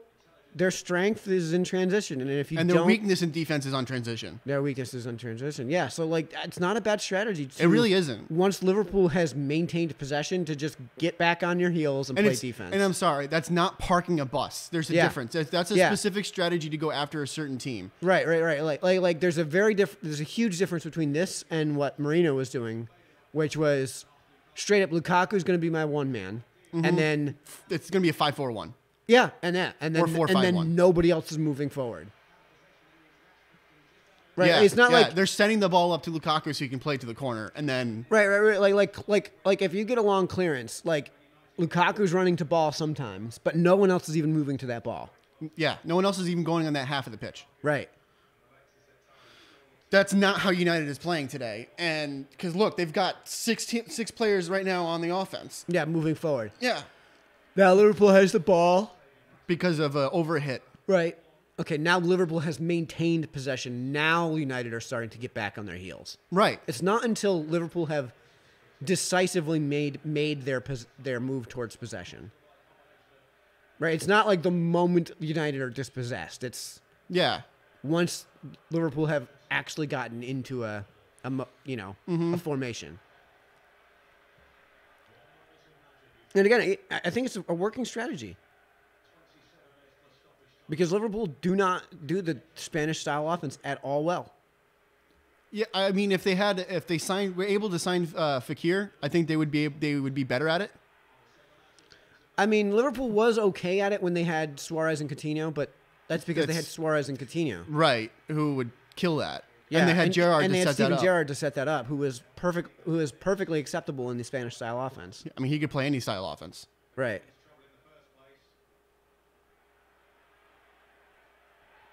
Not a foul. Milner puts up a cross. Ooh. Doesn't quite get past Young. Oh, get there, Robbo. Robbo got it.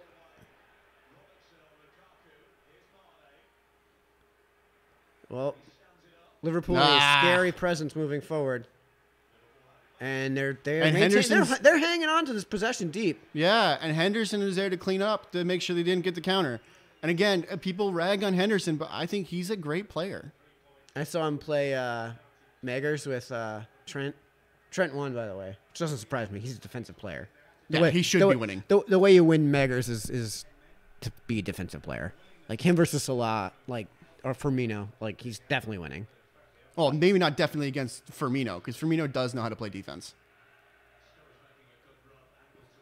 But, Hendo in that conversation was kind of like a stereotypical footballer douche.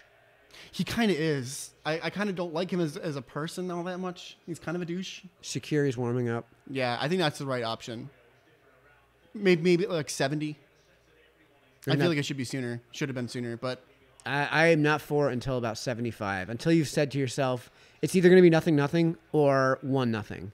And if it's going to be 1-0, let's be the one to get a goal. Right, like at this point, it's still early enough where if you put on Shaq, his defensive liability could cost you a goal. Whereas, if you wait until the 75th minute, his defensive liability isn't likely to cost you a goal, but he may get you one. Oh, Wijnaldum sailed it. Yeah, that was not a good option. He had Salah on the cut in the middle there. Probably would have been a tough feed, but you can't. That was just a bad decision.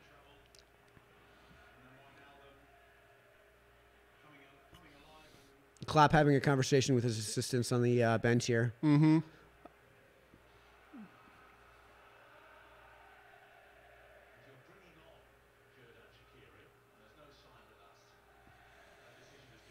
Yeah, no, they just said that there's no sign that the Xherdan Shaqiri substitution has actually been made as a decision. They're just having him warm up. Yeah. I don't think they're going to take him out for Genie. I agree with the decision. Like you said, I would agree with if he's coming on, then you're taking off Wijnaldum. I don't think they're going to do that. Is because you can't take him off for Henderson or Fabinho because they're just too good defensively, and Genie isn't necessarily a defensive liability, but doesn't have the defensive prowess that the other two do. Oh no! I 100% agree with you. If you're going to do it, Genie's the place to do it, but I don't think they're going to. I think you might see them switch over to the straight up 4-2-3-1. And take off somebody like Firmino. Firmino's already off. Take off somebody like Sturridge, Salah, maybe? I wouldn't. The thing is, that front three is good. You got to keep him on. You play a specific style.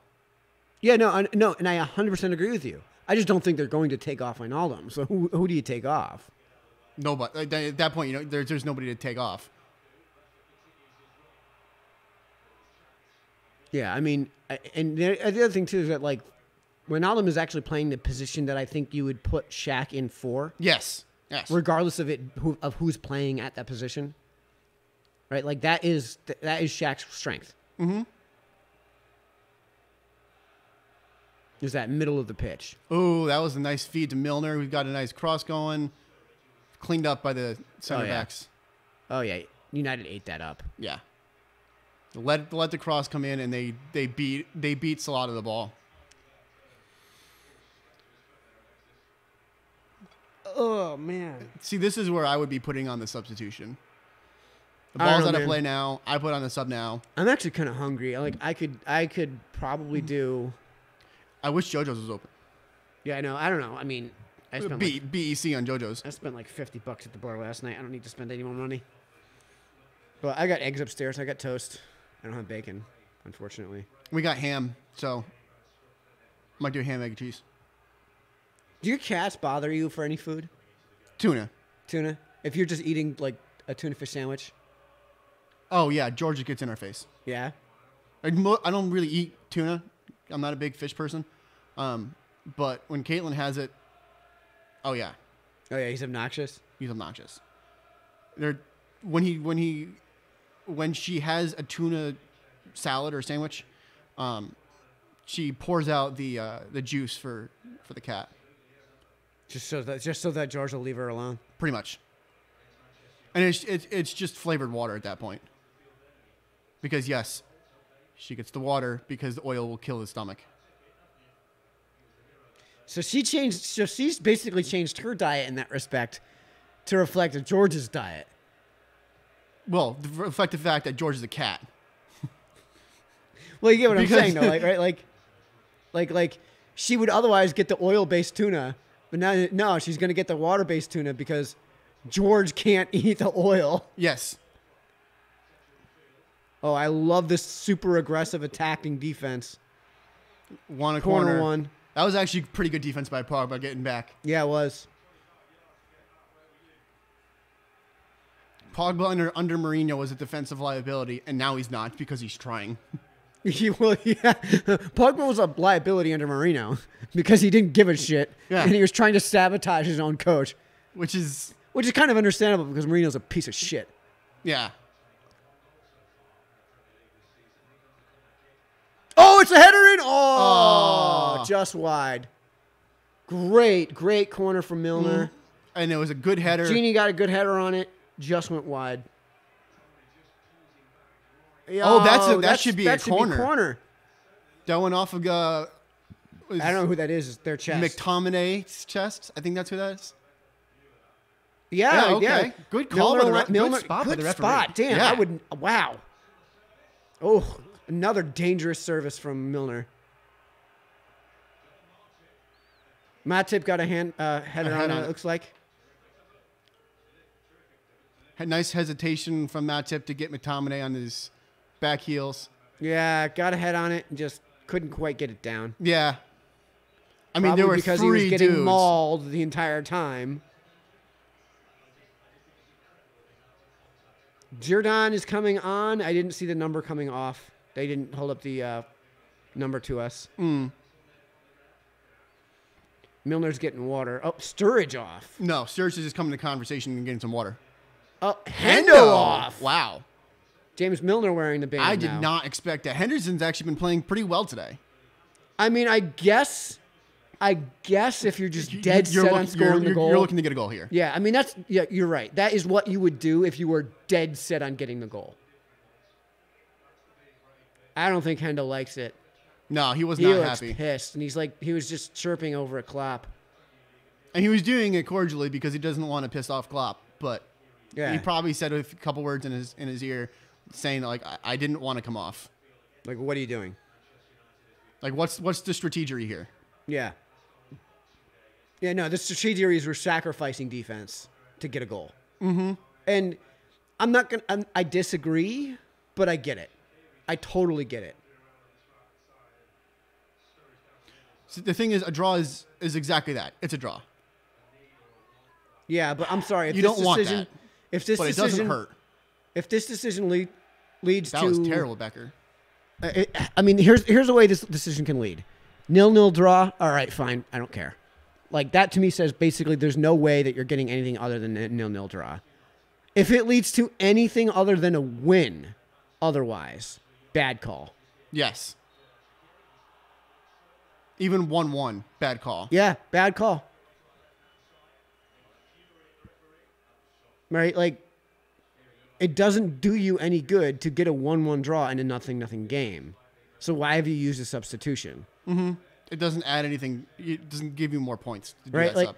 right? Like, and if it's a 0-0, then you just accept the fact that it was going to be 0-0 to begin with. Mm-hmm. And there's just that's nothing. how it was gonna You happen. tried to do something and it didn't work. Whereas if it winds up being 1-1, you basically said, I'm going to score a goal and sacrifice a goal. That does nothing. Milner made a good run. It was slightly overhit. It looked like by Fabinho. Yeah.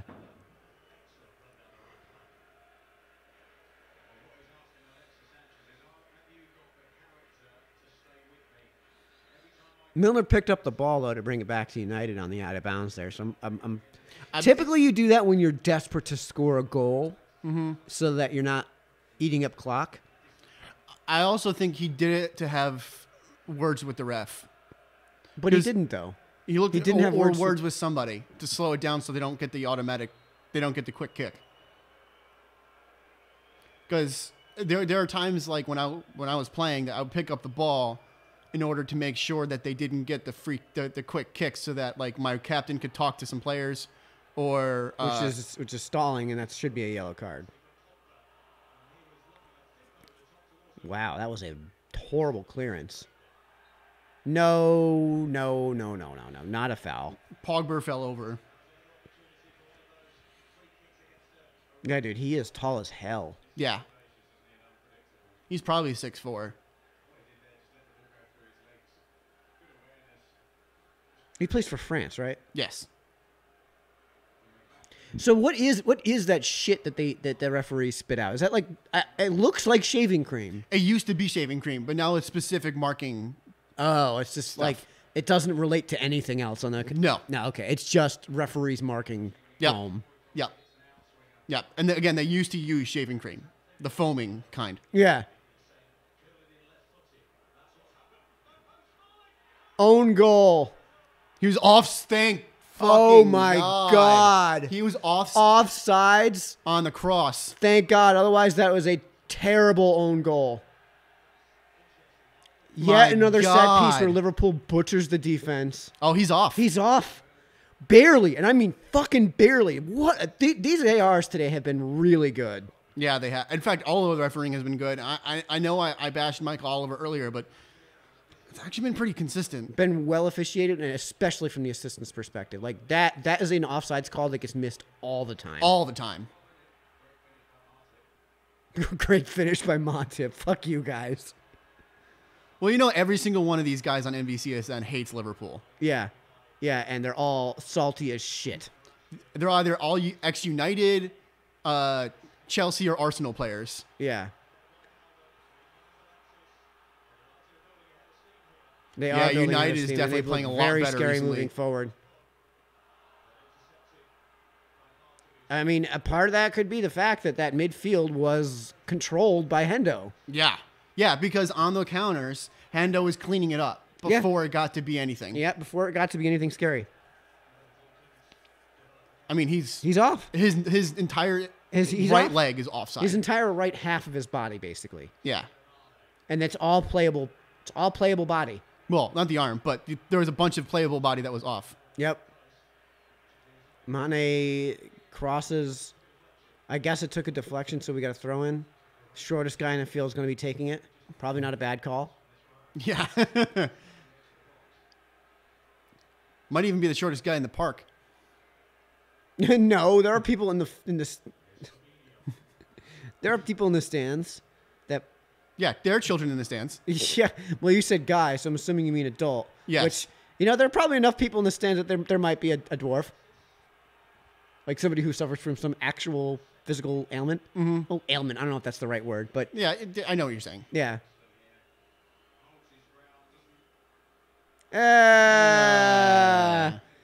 That looked like a grab my ankle. Mm-hmm. Divock Origi's getting changed. Which means he's probably coming on for Sturridge.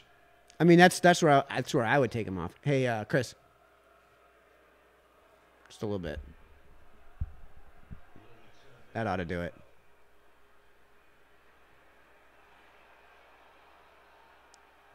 Alexis Sanchez puts up a great cross, cleaned up by Virgil. Again, Virgil always cleans everything up. And Wijnaldum butchers the transition. But Mane wins a kick. Thank God. Off of Lukaku. That doesn't surprise me. He gives up at least 2 fouls a game. Oh, yeah. Well, it's because his defensive style is as aggressive as James Milner's. And he's bigger. Huge. And he's bigger. Yeah, so of course he's going to give up a couple fouls. I mean, so is Milner. Milner's going to give up a foul a game no matter what. I mean, how many? I think he's got the most cards on the team.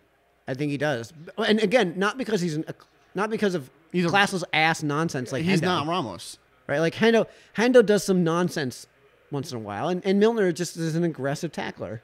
And sometimes he doesn't quite get there first. Mm-hmm. You can't fault that. No.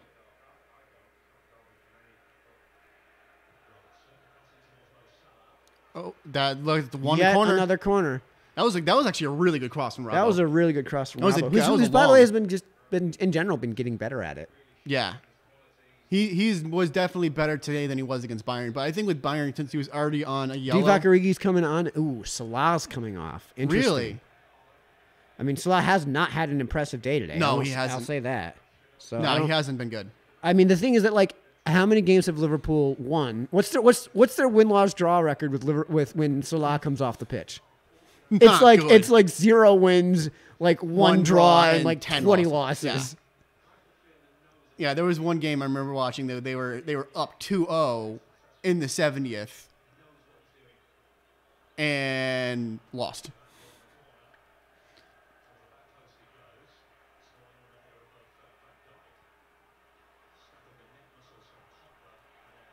Damn.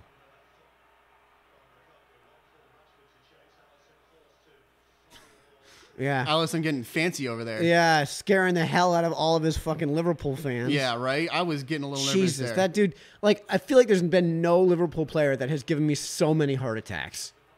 So many mini heart attacks, Yeah. Divock Origi makes a great run from a solid feed from Milner. From the defensive position, by the way. Good turn by Origi off the deflected cross. You know what? You know what I think it is, Chris? Milner, what are you doing? Putting in a good cross. Stole it from Origi. That's a foul. That's a foul. That might even be a yellow because Lukaku just had a couple of them. I don't know. I at least tell Lukaku to like. Yeah, so you were saying before that Salah plays like too dependently upon his left. Mm-hmm. I think today he has been like wildly overly dependent on his left. Perhaps that's why he put on Origi, because he's right-footed and he isn't going to just blindly and wildly depend on his left. I also like the switching the feet on the substitution because it changes the way that you do the one-on-one defense. Just like in pitching, like if you're going to take off, so you got a power righty, you want to switch him off for a lefty. Shaqiri on that free kick looked like crap. Oh, that's a foul. Ashley Young just got himself booked. This is probably a repeated offense for the team booking. Yeah. Because Ashley Young has not been, I think that's his first foul. I think that's his first foul. It might be. But again, Lukaku just had a few. Yeah, and Pogba's had a few. Yeah. Rashford's had a few. Actually, Rashford's been pretty clean. He had a few. He had a few earlier. Yeah, earlier. I was thinking as of recent. So that new shit looks almost like chalk, the way it comes out. I don't know what it is.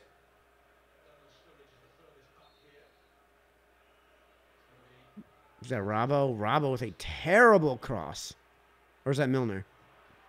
Can't tell. That was Milner. Yeah, that was not a good cross by Milner. I think Sanchez just fell over there.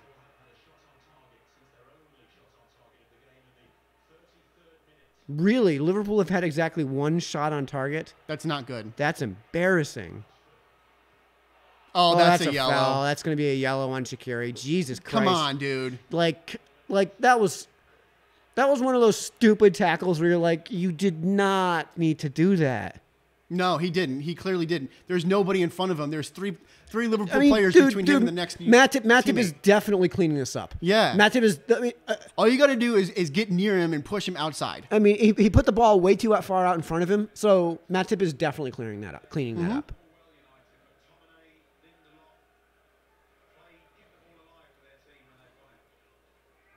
United has played better than Liverpool today. Oh, absolutely.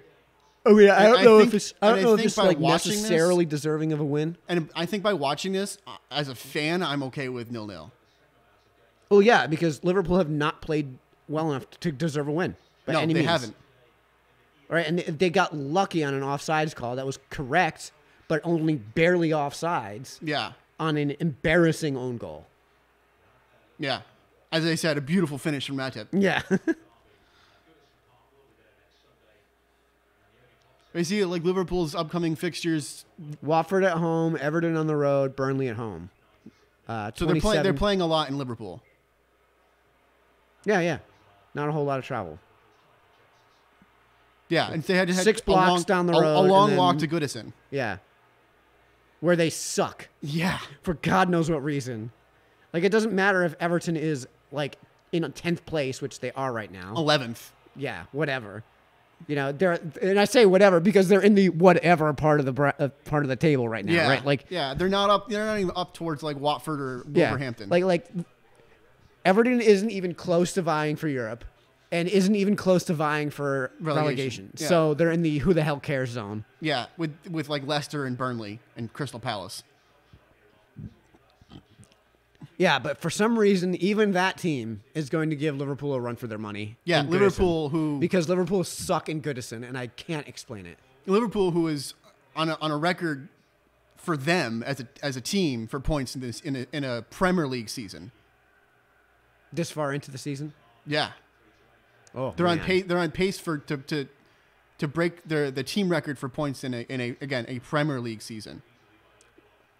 Which is 95 is their pace, I think? 91. I think 91-92 is the first season that they did Premiership. Oh, no, I mean the points total is... They're projecting roughly 95 if they win out. And I also believe this is not a grasping at straws here. the team who gets second place is going to smash the record for second place. Yeah, for points for second place. Probably. It's going to be like 95, and the record's what, 80, 88? 89? I don't 88 remember. or 89. I know it's forget United. which. Yeah. Hilarious. To Blackburn, right? Like way back in the day? No, this was like 2008. Oh, okay. So like a Chelsea team or something. Yeah. Or like the Arsenal Invincibles. Who, by the way, I don't think we're as good a team as that Chelsea team that scored 95. I don't think they were good as a team as the City team. Oh, Christopher. Come on.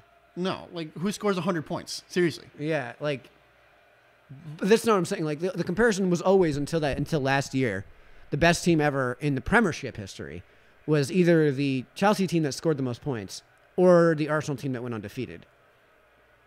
And I say that Chelsea team looked better. They had one fluke loss and destroyed everyone. Yeah, which is what happened with City. Yeah. They had 2 fluke losses and destroyed everybody. They had what, 2 draws all season? Yeah. Oh yeah, I mean, set the record for wins. Yeah, but like set the record for wins by like 4 wins. Yeah, I think they had 32 wins, 4 draws, 2 losses. You know what's interesting is that Liverpool could. That's 100 points, right? Liverpool yeah, had what, like, was it 11 draws last year? I think it was 11 draws. And my contention was like, dude, take 8 of them and make them wins and losses. Make it 4 and 4. 4 wins, 4 losses. The other thing I was saying, gain 4 points. The other thing that I was saying is that the offense is pretty much the same as it was last year. Pretty much, it's a little bit less, but it's not too far off. The defense is miles better. Well, the defense is miles better than it was last year over the whole of last season because yes. season, at the end of last season. Yes. So at the beginning of the season, take away, I don't know, 6 of those goals in the first half. Oh yeah, and they're in the title race even with that City team, which I think City was better last year than it is this year. The evidence to that effect too is their Champions League play because they made it to the Champions League final and. To be honest, they barely got out of pool play, fixed their defense, and then ran through elimination. Mm-hmm. I guess there was a foul on Sturridge. Yeah, I must have pushed him in the back. I didn't see it. Foul by Sturridge. Sorry.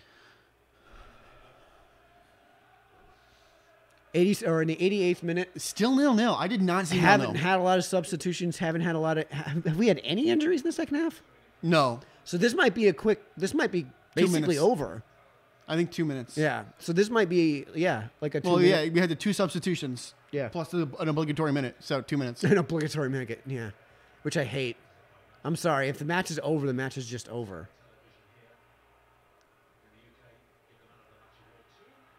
Who would you give your man of the match to? Honestly, right now, Henderson. He played better than I know he did. He got subbed off. He didn't play the whole 90. You wouldn't give it to a United player?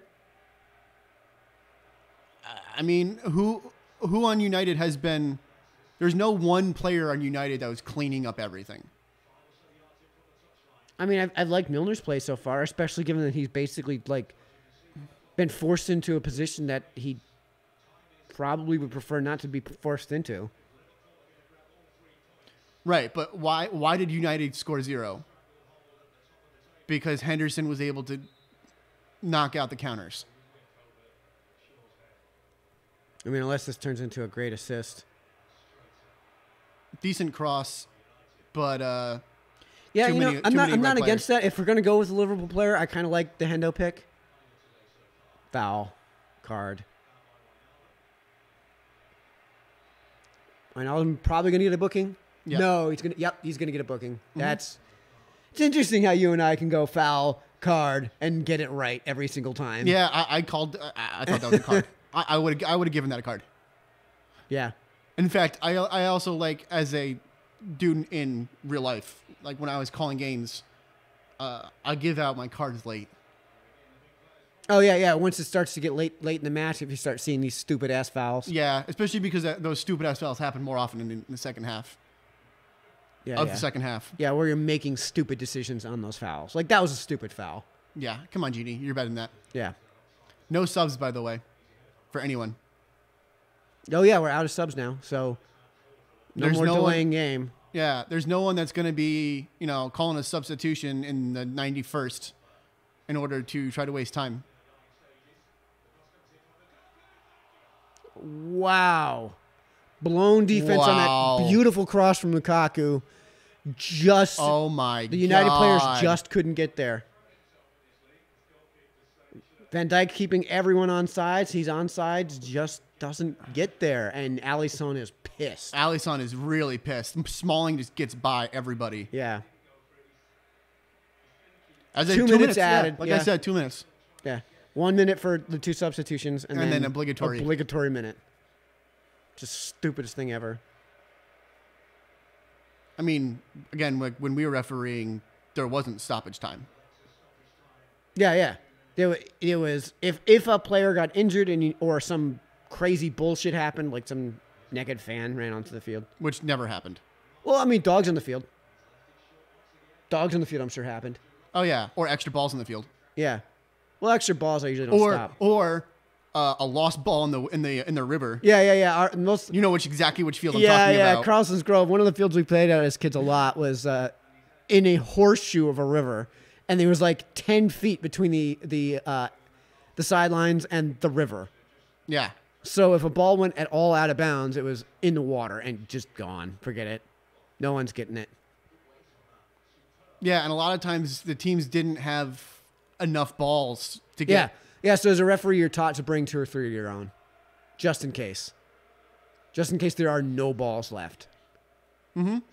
Right? Like you're not going to cancel a game because idiots keep sailing balls into the river. The only time I ever canceled a game was because of lightning. Yeah, well, it's Put soccer. it, dude, so guys, put it up. You've got 10 10 seconds. seconds to play. Like, can we not just take this? Send it. Oh my God. Fucking send it. There is no risk to just chip one in. And Fucking that's Christ. match. I don't like this result. Yeah, I don't like it really either. don't like this. I don't like it either. I was much more okay with the Bayern result because of the extra yellow to I forget.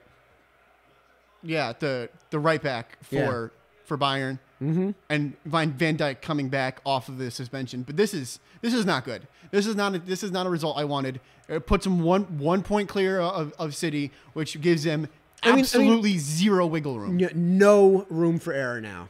No room for error. And I think the telling moment was those last 2 minutes when Liverpool had possession and didn't try. ate the clock. And just ate the clock. And it's like it will cost you nothing with 10 seconds left on the clock to just chip one in and send 8 guys forward. Yeah. And obviously keep Van Dijk back to clean everything up. Yeah. Keep our stop. Keep the stopgap. Mm-hmm. Again, there were only 4 shots on goal this game. 4. This was not an entertaining game. There was no real offensive presence. I wouldn't say it was not entertaining. It was just Liverpool played, I think, as poorly as you could have played and gotten this result. Yeah, and under the circumstances. And United wasn't exactly wowing. It wasn't like 22 shots, 8 on goal, keeper was a hero, 0-0, which happens. Yeah, I'm curious to see who they name man of the match because honestly, I think United played better. United played better. Period. Yeah. Wow. What? They just announced that this is the first goalless draw in Old Trafford for this game in 27 years.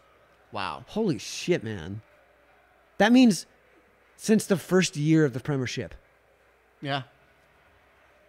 Wow. That should tell you something about the match in general. Like, this is not the match that you would expect. This is not the match that you would hope for. This is not the match you would want on either side. No, I think United wanted to go on a tear. I think they wanted to get the win, especially the fans, so that they can move up and potentially take a second or third spot or really secure themselves in Europe because they're not that far ahead of Arsenal and Chelsea, and Arsenal won today. Yeah, and fourth place does have to play a play-in game to get to group stage. Not anymore. Really? Not anymore. They just changed it as of this season. Oh, well, there you go. Because Liverpool was 4th place last year, and they didn't have a plan. Oh, yeah, that's right. but they got a 4th seed. Oh yeah, I mean they got the worst draw you could get, but that's what happens when you take 4th in your league. Like win the league, or get 2nd or 3rd. If you don't like my touchdown dances, keep me out of the end zone. Yeah, like United got 2nd last year. Outside of Juventus, they had jokes for the other 2 teams.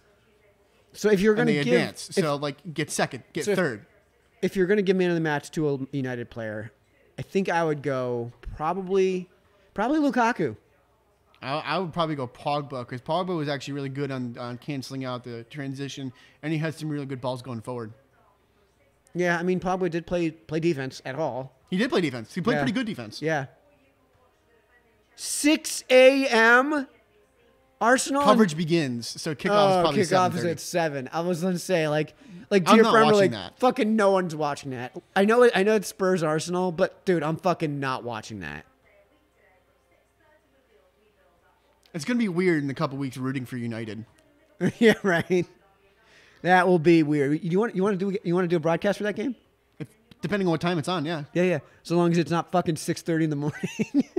I'm not getting up at 6:30 in the morning for anything other than Yeah, work. sorry, folks. Like no, or an airplane. No, if we're not doing work, we're not getting up.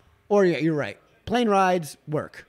Yeah, because I'm sleeping on the plane and in the terminal. Yeah, and in the terminal, because a 6:30 plane ride, by the way, means you're in the terminal. I would love to hear in the comment section what it's like in airports around the world. But in the United States, if your plane departs at 6:30 in the morning, you have to be at the terminal at 4. Yeah, because it takes forever to get through it. Yeah. So number one, especially at a big airplane. You have to check in. Big airport. Check in takes forever. You have to get through security, which takes fucking ever. Well, I don't know now with the shutdown and the laying off the TSA agents. It's back to normal. It's back to normal? It's been back to normal for a few weeks, homie. But, like, then you get through security, and then you've got to get to your actual, gate. And then who the hell knows if the plane's going to be on time? Sometimes it decides to do early. Sometimes it decides to do late. Yeah. Right? Boarding takes forever. Deboarding takes forever. I don't understand how they do boarding, because when they do it in the groups, they intermingle the groups. So it's not like rows 30 through 20 through like 20 is one group. No, it's like group A is this person, this person, this person, this person, this person. That's because in theory and not in practice, the fastest way to board is not actually just back to front. But in practice, it's back to front. Well, I mean, it's tough. I've seen videos on this about like how it is that the best way to board people. If you're not working with retards, the way to do it is back to front.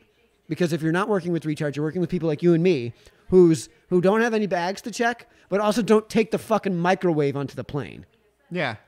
It's a backpack and maybe a small duffel bag.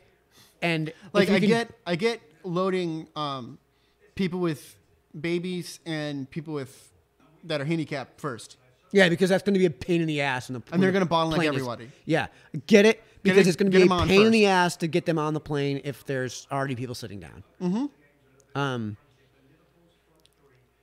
So like back to front would be the way to do it if everyone packed like I do, which is, 2 days worth of clothes in a backpack. The backpack goes at my feet. Snooze. Yeah, I mean, depending on how much legroom you get, because sometimes you don't get that much legroom, so I put it over me. I mean, the number of people that board, and this may be an American thing. It probably is an American thing, that have this freaking coffee table that they're trying to stuff into the overhead bin. Especially the ones with the freaking kids. Oh my God, yeah. And I'm not talking babies. There's a difference between having a 1-year-old in a carriage or in a. And by the way, if you've got a 1-year-old, probably don't put him on a plane. Unless you're moving. I mean, I guess. Like if you're moving from New York to LA. Right? I mean, we're going to go see the family and we wanted to bring the kid. Well, find a fucking sitter. Or go to the baby. Yeah. Yeah, have the family go to the baby. I mean, there's a million ways around having a baby on a plane. Like you said, unless you're moving from LA to Boston. By the way, why the hell would you do that? But the move would be Boston to LA. Yeah. like politically speaking, they're identical cities. demographically speaking, they're basically identical cities. And then the weather is... Yeah, one is eternally summer and one is Boston.